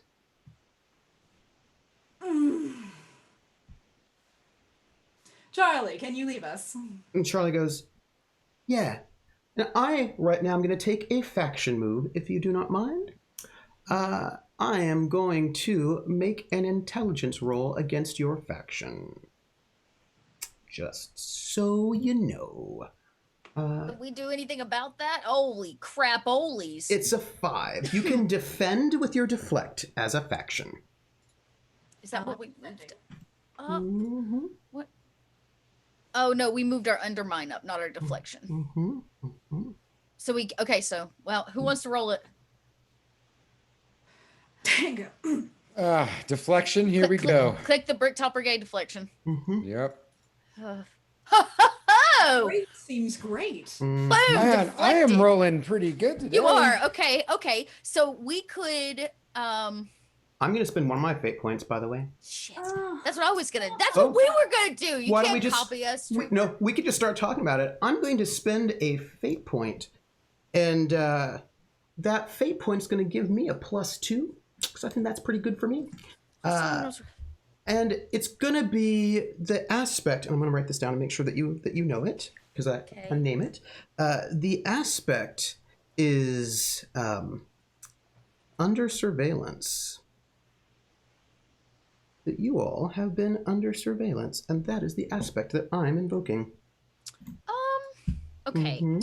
Do we want to? Okay. We have this. We have a stunt. We I have don't a know high. We also have a high concept of safe house for preservation of for the future. Mm-hmm. Mm-hmm. So Just we also could think about cash in and just use the high concept. Mhm. But that would just give us a +2, and they have a +2, right? So we still wouldn't get. We would still be one ahead of them because they. Oh, Oh no, I'm you're one ahead of right. you. Nope, you're right. Mhm. We would Now I'm only 3. be 1 behind as opposed to 3 behind. 3 behind, and then we could spend another we do possess Falca's records, which might have given us a leg up on like protecting ourselves against something like this. Mm-hmm. I like that. Mm-hmm. But So we I'm can- also not yeah. trooper, so I don't know if he likes that. Hey, Because that would give us a +2 on that roll flat, and then we would Automatically. spend the other with the aspect to get, or with the high concept to make it a above much better us by roll. 1. Mm-hmm. Yeah. Yes, and I will say that this situation, your stunt does apply. For this, It does apply. It does. Okay, cool. Your stunt having Falca's records Would apply. does apply, and let me tell you how. You had records. Yeah. And you took all those photographs, and you saw her face in his records. Oh shit! Really? Mm-hmm. Who is she? She's someone who worked for him. Uh-oh. Somebody who worked for him, but in his secret records. But Was my face in those records? your face was not in his records at that point in time. Sylvie's was, Mm-hmm. and Sylvie's friend was. Mm-hmm. Just trying to remember who, because I imagine that she probably saw those records. Mm-hmm. Can we assume that? Mhm. Okay. Mm-hmm. Neat. Great, perfect. Are we gonna pull these fate points, gang, out of our pool, like group pool? Yeah. Okay. Yeah, I would say so. I don't like her. So you just have to spend 1 right now. creepy, slippery self. Oh no, we had to spend 2. Just 1, because the stunt always works. When it applies, it works. Yeah, but don't we have to Oh. spend a fate point to activate the stunt? Nope, that's why stunts are awesome. Oh. Well, I Stunts, like that. give you Stunts that- just happen. stunts just in a limited circumstance, they just give you a +2 Fantastic. Okay. without having to Okay. spend anything on it. Sweet. Well, I like Alright. that. All right. And so Also, that, let's not forget that last they knew of us, we were double agents. That is correct. well, that's the last the Gestapo knew of you. Yeah, Gestapo. Yeah, the Gestapo, not. And she is She's clearly German. Yeah, military intelligence. she's military intelligence. Yeah. That's right, She's that's military right. security. And All I'm right, going to spend 1 more fate point Oh. so that I'm 1 more above you. Just 1 more. Ooh, All right. that's booty. I'm gonna gesture her to a table, and then I'm going to tell Charlie, Charlie, my dear, I'm going to talk to our new friend a little bit. I get the sense we might want to bust out the finer stuff, and since we're the only people in the building, could you go down and grab some of the finer stock from our stores in the basement and just make sure that the rats haven't gotten to it?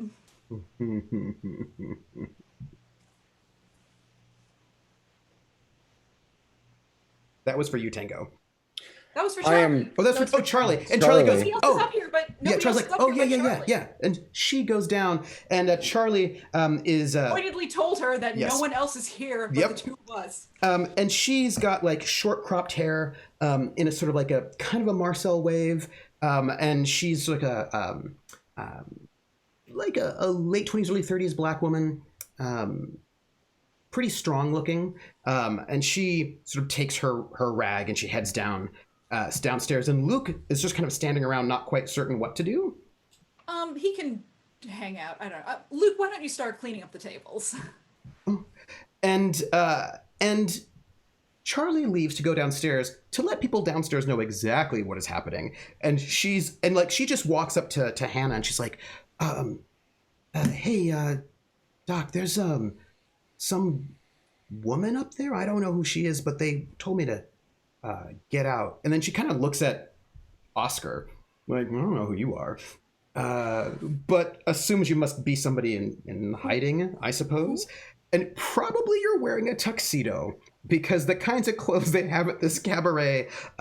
Very specific. And Would there be anything like a almost like an under top, almost like I would call it like Under Armour nowadays, Yeah. but it's like a black, like for almost like a turtleneck without the turtleneck. Yes.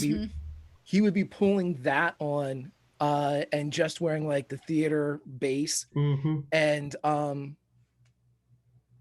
and he would look down at the German uniform, and before anybody would say, I've been waiting years to take that off. As soon as it hits the ground, I bundle it. I'm gonna toss it into somewhere hidden, a chest, a trunk, a thing, like get rid of it.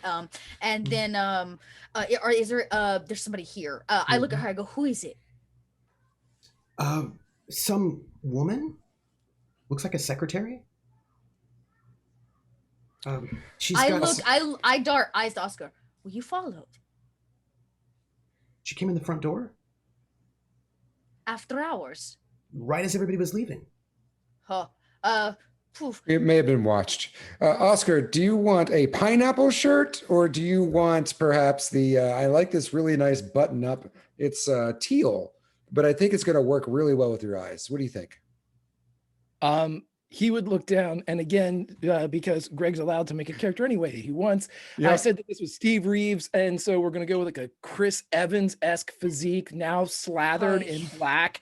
And so he's just going to look down, and this is fine. Okay. All right. I just making sure of options, you know? Tango. Okay. Yeah. Tango. Yes. Tango. Sorry, I haven't had my sandwich tonight. I'm guessing that we're not supposed to be found. So let us clear this space. Okay. Yeah, let's go. Let's clear the space. And like I kind of push everybody like into the closet. I don't know, as long as everybody goes in. And just so you know, the second aspect that I invoked was hers. And that aspect was Keeper of the Records. Keeper of the Records. That is the aspect that I invoked to get that, to use that second fate point. Oh, I see. Oh, right. Okay. And that belongs to her. I get everybody in there, and I look at German Captain America up and down, and I look Tango up and down. And I'm sure she's like in the middle of trying to still save. Dr. Roth is like, she's in doctor mode. She's like, I don't, none of that. Just like a patient. And Charlie left. Like we sent Charlie home out the back. Okay. I just tries to go up and bring alcohol back up. Come back with wine. Yeah, she's got to. Okay. I'm sorry. Yeah, whatever she was supposed to do. Hopefully, she gets her something. alcohol. She comes back up and she leaves the bottle there, and it's just this woman, Sylvie, Luke, and Charlie looks and she's like, "Do you want me to stay?" No. I would hate for you to stay past your normal time and risk curfew or anything like that. You may go ahead and go home. All right. If you're sure. Of course. Okay. And she leaves out the front, leaving the room empty. And the woman, this quiet woman, looks. And she says, "So, is it all right for us to talk?" Of course. And she pours her a glass and then pours herself a glass. So, who is it that I have the pleasure of having a glass with tonight? And she takes out a steno pad and she opens it up.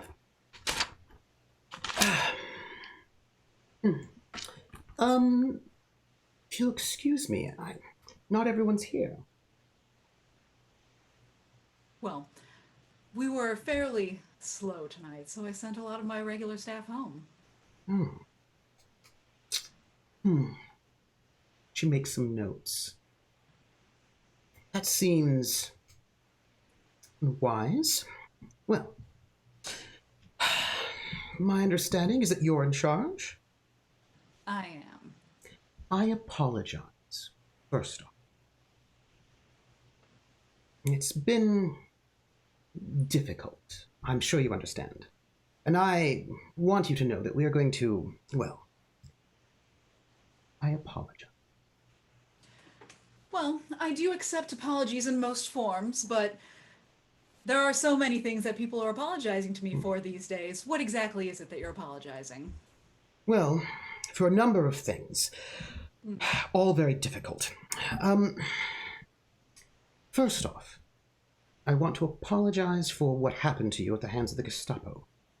If we had known about you, then that wouldn't have happened. But unfortunately, or fortunately, Colonel Falke was an expert at keeping all of his secrets secret. So, we were not aware of you working for us at the time, and so we could not protect you from the Gestapo. And for that, we apologize. But I'm glad to know that you were able to get out. The second thing I'm apologizing for, of course, is that I do not know the call and response passcode, because, again, that was not information that I had. I don't know what Falke had set up in terms of identification passcodes, but we'll have to come up with a new one so that we can always identify each other. And difficulty. Again, you may not know this, but his files went missing, and I'm sorry about that again. It means that, I'm sorry, this is very unprofessional, and this is not how I like to handle things. Remind me your name. Sorry, of Or course. what I may call you. I apologize. And she smiles at that. That was the right answer, it seems. And she says, you may call me, here in this environment, Colette. Of course, I'm not French, but... Well, neither am I, and yet here we are. Yes, I'm here now. There was a lot of, how do we say this? Upheaval after Falke's death. Someone is in charge of military intelligence. It's not me, of course, because I am not military, and I'm a woman. You understand? All too well, unfortunately. Yes. Whoever's in charge is interesting, but I'm in charge of this operation. So, I have just been brought in. I've been kept up to speed. We were not aware of you until we found out from the Gestapo that they had made some sort of error, and that triggered a series of steps, of course, that led to me, which led to me speaking to you. I'm sorry it took me 2 months. I imagine it must have been very difficult for you all. I imagine it must have been very frustrating to not have the sort of support that you deserve. But I have made things right. She shakes her head very frustratingly. This is very upsetting. I understand, of course, that there are 5 of you or so in this group. The German woman, the black man, I thought he was an American, but as it turns out from my records that he's actually a German man. He's very slippery like that. Codename Tango. And then points to Luke, that one over there. That is your 5, your cell. I appreciate that it is a woman who's in charge of this cell. I appreciate it very much. It could have very, very easily been one of the others, but I like it. I think that your cover is excellent. I think that you have... My understanding is that it was a lot of work that you all have done, without thankless work, but my records indicate, and she sort of she gestures as if she has physical records, but you can tell from the steno book, if you get a glance of it, there's nothing legible in it at all. It's all sort of like dots and lines. Whatever it is some sort of very personal thing that looks like very mundane, but whatever it is probably some sort of code. First off, I'm trying to finish what Falk has started. It's difficult to do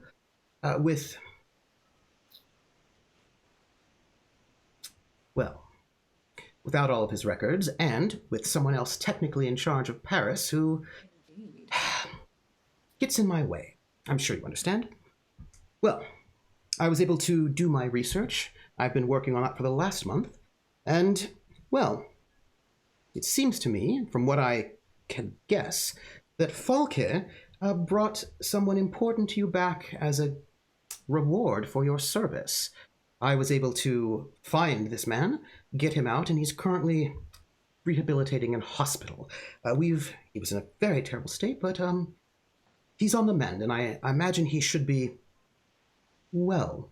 I'm sorry that he was left there longer than he should have. Not everyone is competent, but for one of our, I think, best cells, when you work with us, you are rewarded. So, I'm here to give you your first assignment. And, of course, to apologize for incompetence on the part of people who are not me. I am quite competent, and I will be taking care of you.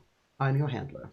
Well, Coletta, I do have to say, on behalf of the rest of the group, but also myself as leader, I am willing to overlook these egregious errors and mistakes that have indeed been very frustrating for all of us. And it was a very long 24 hours, I must admit. I don't know if you've ever spent much time with the Gestapo, but they smell quite bad. Yes, they do. But I do have to say, I am feeling much more optimistic now that we have a woman in charge, as I can imagine you understand. I do. Sadly, there's still men in charge of everything officially, but I have your first assignment. I will be back when necessary. Not too often, I have many things to take care of. But your first assignment is this. Well, let us share a little bit of information. I'm sorry. Do you have anything for me? I know you've been working on your own for the last 2 months. What do you have for me? Oh, well, you would not believe the kind of things I have for you. I heard, now this is through some research that we did, but there was, I don't know if you got the information on this yet, but some sort of a break-in down south. Are you aware of this? Yes. Yes, I am. Well, this is something that I wanted to talk to you about, as a matter of fact. I'm going to need deception from you, my friend. Oof.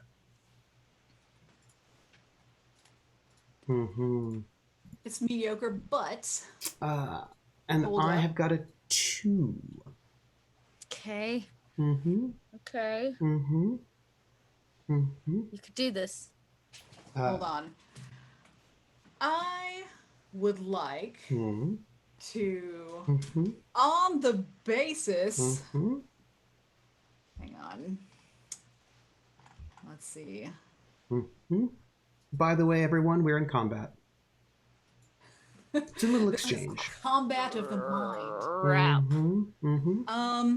Just a mental combat. little mental combat. This is okay. Okay. Okay. Just a It's little okay. mental combat. This is okay. fine. This will be It's fine. fine.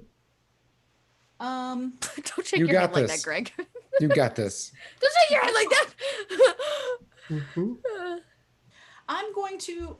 I'm actually going to use the fans in high and low places because I'm going to spin this as that everyone comes through the bar. I hear all sorts of things. And because of this, I have been keeping my ear to the ground. And I heard some people coming through speak. And I got them a little tipsy. I gave them some of my nicer stuff because I heard them mention said break-in, and I heard them talk about actually knowing the people who had been involved. Really? Excellent. Now, she spins your fate point, my friend. Oh, yes. She looks at you and she nods, and clearly you are confirming things she already knows. Well, she knows about the break-in, so this is good for her. She says, I see. But here's the thing. Once you get confirmation, then you know you're on the right track. So, yes, there was indeed a break-in. Colette, I do have to say, something this big, and to speak off the record a little bit, as a woman in a leadership position who has been running my own business for a while, I mean, you know what we're up against. Yes. If, I just want to go ahead and say it, if a woman had been in charge of all this stuff, the things that had been done wrong and mistakes made with our group alone would never have happened. This is true. But unfortunately, you don't know, you're American. The fatherland is very excited for women to be having babies right now. making it very difficult for all of us. Well, I think that they may change their tune if you were able to solve this little conundrum of what happened down there. yes, indeed. And so your first assignment. As you apparently know, good work. What is the name of your cell? The bird in flight. Bird in flight. Yes. So, there was a lab down south that was bombed, destroyed. Terrible setback. As it was a military installation, that looks bad on us. Terrible. Yes. So, and of course the Gestapo is circling, as they always do. Vultures. Now, and this is important, I have done my own work. I happen to be a very expert analyst on my own part. Yes. People underestimate women. They think we don't pay attention, but I do. Pay attention to everything. So, there was indeed this destruction, but there was something else. Go on. Before this place was destroyed, someone stole a canister of the item, which I'm sure you know what it is already. That canister has yet to be recovered. What that says to me is that there is a security leak on our side. And since there's a leak on our side, we of course cannot fix it. And that is where you all come in. I'm going to need you to find out who stole the canister of gas so that we can eliminate the leak. That's horrifying. Now, you don't think they're planning to use it in some sort of terroristic attack on the city, do you? They might. That would be unfortunate. Oh. No, we definitely must find out who has this. That's a danger to everyone. Listen, that is your main official mission, given by, the new man in charge. That's what he wants. We're honored to take it on. This is excruciatingly important. It is, but I have another mission from me to you, Bird in Flight. And this one is tricky. Dangerous. I like the sound of it already, but go on. I like you. So. And I like you, a woman of ambition. I think we have things in common. I can appreciate that. As you know, someone killed Falke. And as you clearly know now, because you were a guest at 84 Foch, the Gestapo is in charge of finding out who did it. It should be us. They're not doing a terribly good job. Yes, that is the rumor going around at our parties. Now, we should be in charge of finding out who killed our head, not them. It's the only thing that makes sense in my opinion, but you know how much they listen to us. It's a bit of a coup for them. If you could find out who did it before they find out who did it, that would be good for us. And what is good for us is good for you. And please note, I've made sure that your rations for this club have been increased so that you'll be able to get meat and a few other things for this place. Also, I've told the Gestapo they don't need to be anywhere near our establishment. You don't have to worry about them.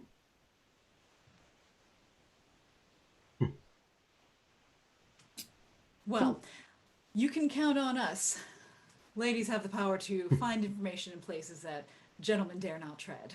Good. And one last thing before I go, and she stands up. We've taken a few blows, as I'm sure you understand. We need to do something to increase our reputation. We need something that will increase our influence and power. The Gestapo is hard on our heels. I'm very sad. I don't know if you know this, but I'm very sad to report that they have had a terrible setback recently. Oh no. Yes, I'm afraid. Afraid so. What happened? Well, I'm only telling you this because, well, you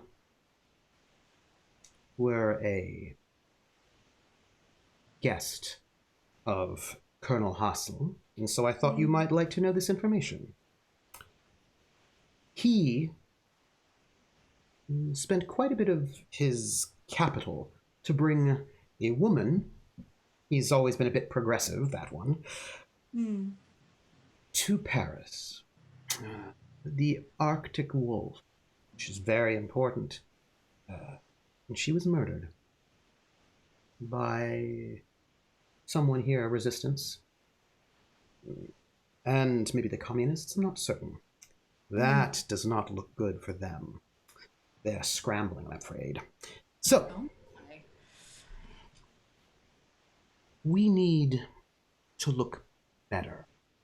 I need resistance members. I need you to... I need people. I need people we can execute, people we can arrest. I need proof, evidence. I need you to do what you do best.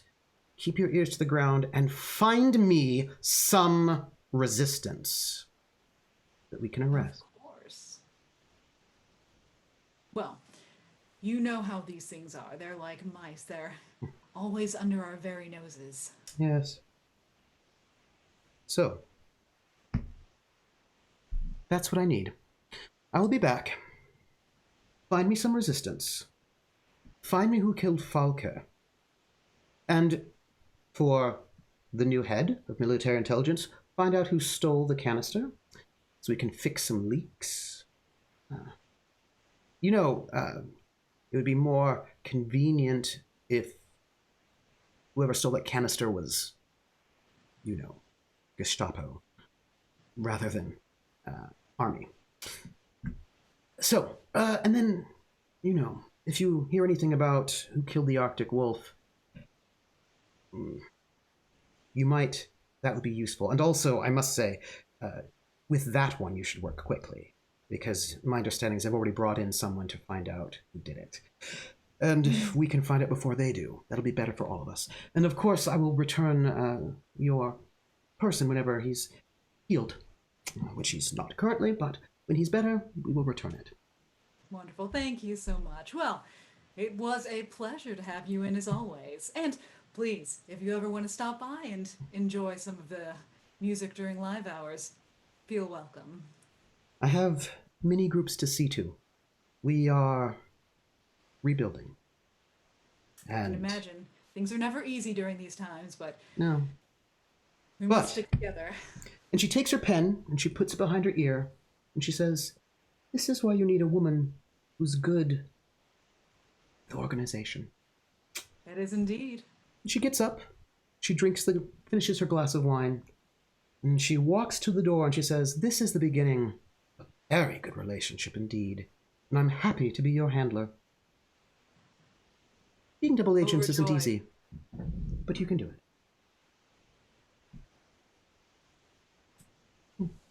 And she steps out of the bar, leaving you with your missions. Well, fuck. And that's where we're ending the episode for today. Everybody.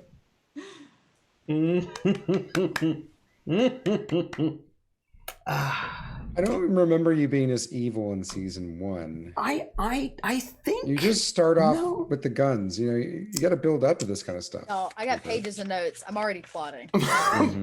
You have a handler, and she's your favorite. Everyone, I want to say thank you all for being here. She knows all about you all. Well, she knows things about you. Maybe she has her buttons that can be pushed. I'm so excited for what's going to happen. You all, just so you know, audience and crew, you all did a lot of work in season 1, and all the things you did in season 1 are always relevant. They're all here for you. And now, consequences. That's all. But it's great because you know what? I'm going to be really honest, actually. Yeah. I think we're in the best position we can be because right now they actually believe that we're what we say we are. All we have to do is give them proof. Otherwise, they'd be knocking at our door with guns ablazing. So you know what, y'all? I'm going to give us a pat on the back. I think we're in a great position. Plus, if anybody aggravates us, feed them to the Germans. Yeah. Oh, yeah. Oh, I'm just thinking about Jeanette. Like, oh. No, but people that like. Here's the thing. This gal, our Colette, she wants Gestapo. She does. She wants it so bad. I wrote that. I'm so happy to give her Gestapo people that I cannot even begin to tell you. We can make so many dirty Gestapos that she will just like just be rolling in her Scrooge McDuck vault of Gestapo. I got a colonel to Gestapo that desperately needs Falca's death blamed on him. And I agree. In fact, I seem to remember them arguing with each other. I think I seem to remember that as well. I seem to remember this. Yeah. This is going to be a beautiful little puzzle, y'all. There's a little bit of a puzzle for you all. And so I would like to read off our donations for today. Remember, all the donations really go to help pay for this cast. It is much appreciated. A cast that, what do I do? What I do is I make them miserable, and so this helps them. I would like to thank Void Smoker, who is an amazing artist and was actually responsible for some of the amazing art we had in our break screen, who donated $50 with this message. Thank you. So happy the new season is here. That was a gruesome situation to throw Grimjack into right away. That's true. It's my job. You all are awesome. You're awesome. Yes, and Stressed. Stressed donated $50 and says, "One session in, and I already feel that I need a smoke and alcohol. Thanks all. Well played. Welcome to the rack, Greg, and welcome back to the Troopers Room of Fun, Stiver, Dot, and Rocket Fox." Yeah, I've been to Troopers Room of Fun. I just didn't know we had another Room of Fun. More fun. It's renovated now. Yeah. The fun just doesn't stop. The fun just does not stop. Let's go around. I'd like you all to post-game, taking care of bleed, aftercare situation. I would like to go around each one of y'all to say who you are in real life, where we can find you, and then tell me something that you loved that somebody else did today. And we're going to start up with our new person, Greg. I just wanted to say thank you, everybody. Community chat, you are absolutely amazing. Thank you so much for the support. Whenever you're jumping in with heavyweight RPers and a GM, it's very difficult to find your footing. I'm so glad that Trooper just didn't give me any. I had no footing this entire time. I was thrown into a 100-foot ravine and then into the waters that is the chaos of the show, which is fantastic. I loved it. I had an amazing time. This was great. And I said it in our private chat, this show is bonkers. I love all the characters. I think they all have you can tell this is a crack team that has RP'd and told collaborative stories. And it's incredibly evident as they flow from one scene to the next and play off of one another and set each other up for scenes, which is the mark of true experts, true masters. At the end, I loved the back and forth. That was unbelievably that chess match with you're a woman in charge, I too am a woman in charge, and it was just this okay, let's see who's really in charge, and that was fantastic. Great stuff. I can't wait for next week. I have nothing else to say other than chat. Thank you. Thanks for the donations, everybody. Thanks for the welcomes. And I hope to be able to keep Oscar alive a little bit longer. But boy, oh boy, what a bad situation to roll into. Hey, by the way, they're looking for Gestapo. Anybody know any? I'm not really, but I was there. So it's like, so sad. Somebody's got some Oh. explaining to do. Oh, so sad or Right. exciting. Stiver, who are you, and where can we find you, and what are you doing, and tell me something you love that somebody else did today. Sure. So my name is James Stiver. You can find me on all things social media at Holy Stiver. Up until recently, it was just kind of a bum. I didn't do anything as far as the nerd community was concerned. I think had to Podcast? had to blow the dust off my Twitter account not too long ago because part of a podcast. It's a Loot and Dagger podcast. I've also done some work with Dot over at North by Northwest. I was about to say North River Tavern, but that's just a bar I frequent. Yeah, that's where we drink, yo. That's where we drink, which we need to catch up sometime soon. Let's see. Outside of that, no, you don't care about anything outside of that. I'm going to say Greg's first scene has got to be one of the most dope baller scenes. Just like, nope, I'm doing this. Just the way it was described, the way it happened, and it was just badass. And it's just like just one of the best lines of the whole game, I think, so far. What was it like? My art is quick. My art is quick. It's got to be just a shirt or a button or a pen. I don't know what I know I want it, but yeah, it was great. So good job, Greg. Okay, Dot. Hey gang, I'm Little Red Dot. This is my cat. She's joining us. She loves this show. Tell them how much you love it. See that face? Loves it. We love City of Light and Shadow. We love it. I'm so excited to be back, obviously. And I am, God, you can find me online. I play games and I tell stories with people all over the place. This weekend is DragonCon goes virtual, so you can check me out there all throughout the weekend. Tomorrow morning, I'm going to be vamping out and doing like a little rehash of how the weekend's been going. I got some vampire games. I got a new vampire podcast that's been pretty cool. I'm working with Mark Meir, which is pretty sweet, and a bunch of other really amazing humans like Mathis Games, and you should check that out. But you should continue to check this out because y'all, I am so excited for season 2. I got some new wig, I got some new shirt, we got some new player, and I'm just I'm so excited to see where this continues to go because I feel like we've started to dig. We dug a small hole, and then like somewhere at the end of last season it collapsed, and now we're trying to like build it back up and pretend that there was not ever really a hole there.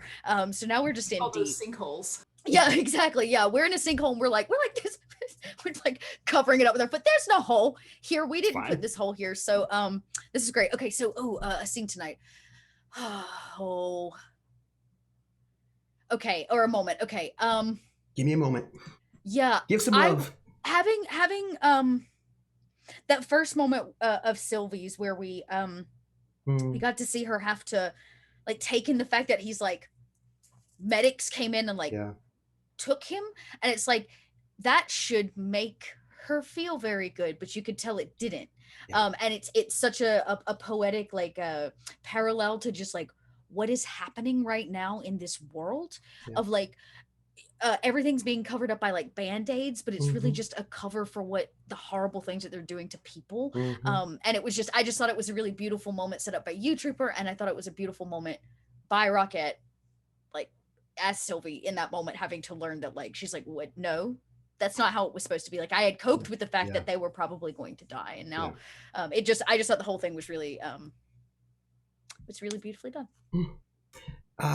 And by the way, another thing we do on City of Light and Shadow, if you don't know it, is that and we get to this moment in the part of the show, people can throw out names, possible names for the episode, and I saw Consequences, which I really liked. And so, you know, think about episode titles for next time. And last but not least, sort of, Rocket Fox. Not least, sort of. Oh. No, the sort of was for the last, not the least, because I'm actually technically after you. You know. Fair. I'll accept it. Hey everybody, I am Rocket Fox. My dog is licking my foot. It's gross. That's very personal. Yes, I do gaming stuff, storytelling, Other things, actually I did some singing last time on my main event thingy, on my stream, but you can find me anywhere if you look up Rocket Fox on the Twitch, the Twitter. I'm not really, I mean, I'm on Twitter, but I don't really use it. Instagram, things like that. Do a lot of witchy makeup when I'm not looking old timey. But yeah, favorite moments. Every moment was really good. There's a lot I could mention. I love all the ones, except my own because that would sound vain, but I love the other ones that have been mentioned thus far. But I want to mention a couple. I really liked what happened between Regina and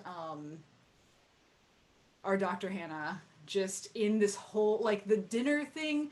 Like, I liked the seriousness of what was going on there, but I really liked the flirting. Awkward flirting.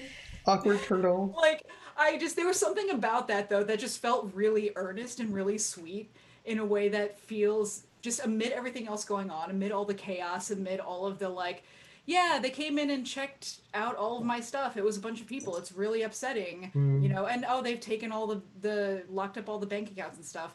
There's this really beautiful moment of, like, hey, I'm flirting with you, you know. Snap like, out of it. He's like, listen, you know what's up, like, you know, but, like, it's just a really beautiful moment, I think, between these two people, that I really appreciated.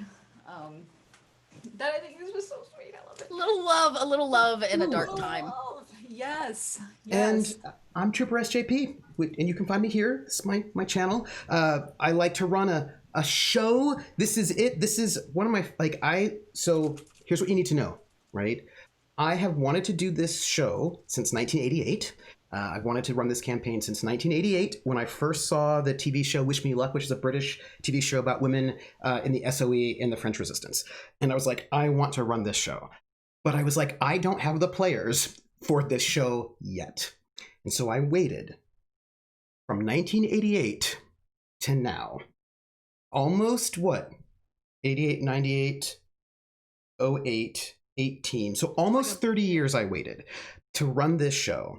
And I was waiting for the players who I knew would not only want to play this game, but could do it justice. Because there were real people who did this. There were amazing resistors who were just everyday people who weren't superheroes. They were just everyday people like you and I. And they did these amazing things. And I was waiting for those players, and I and I'm so happy to have season 2 to find out what happens. And as a GM, what I love to do more than anything is find out what happens, right? Like, I know what Colonel Hassel is doing, and I know what Colette, our new handler, is doing. I know what people are doing in the background, but I don't know how the story's going to go. And I am so excited to find out how the story's going to go that is made by these amazing players. And I get to just enjoy it myself. So I'm just going to torch me a little bit and then find out what happens. So thank you. You can find me here. You can find me on, I just stir the pot. That's all I do. I'm just here to stir the pot. That's my job. You can find me on The Witcher on Wednesday nights. Not yet, but soon. GM'd by our Greg right here. And that's over on Love Laugh Lindy's. Also on, that's 8 p.m. Eastern, 1 p.m. Eastern on Fridays. You can find me over at Aether's Walkway, which is a sci-fi RPG. And that's also at Love Laugh Lindy. And then you can find me here for this. And, you know, that's what we got. So, all of you, we had one more sneaky donation coming in from Sal, $10, who said, surprise donation! Which I feel like Sal's getting his GM on. That's what that's for. Thank you. Thank you. Take care of yourselves. This season is gonna be bananas.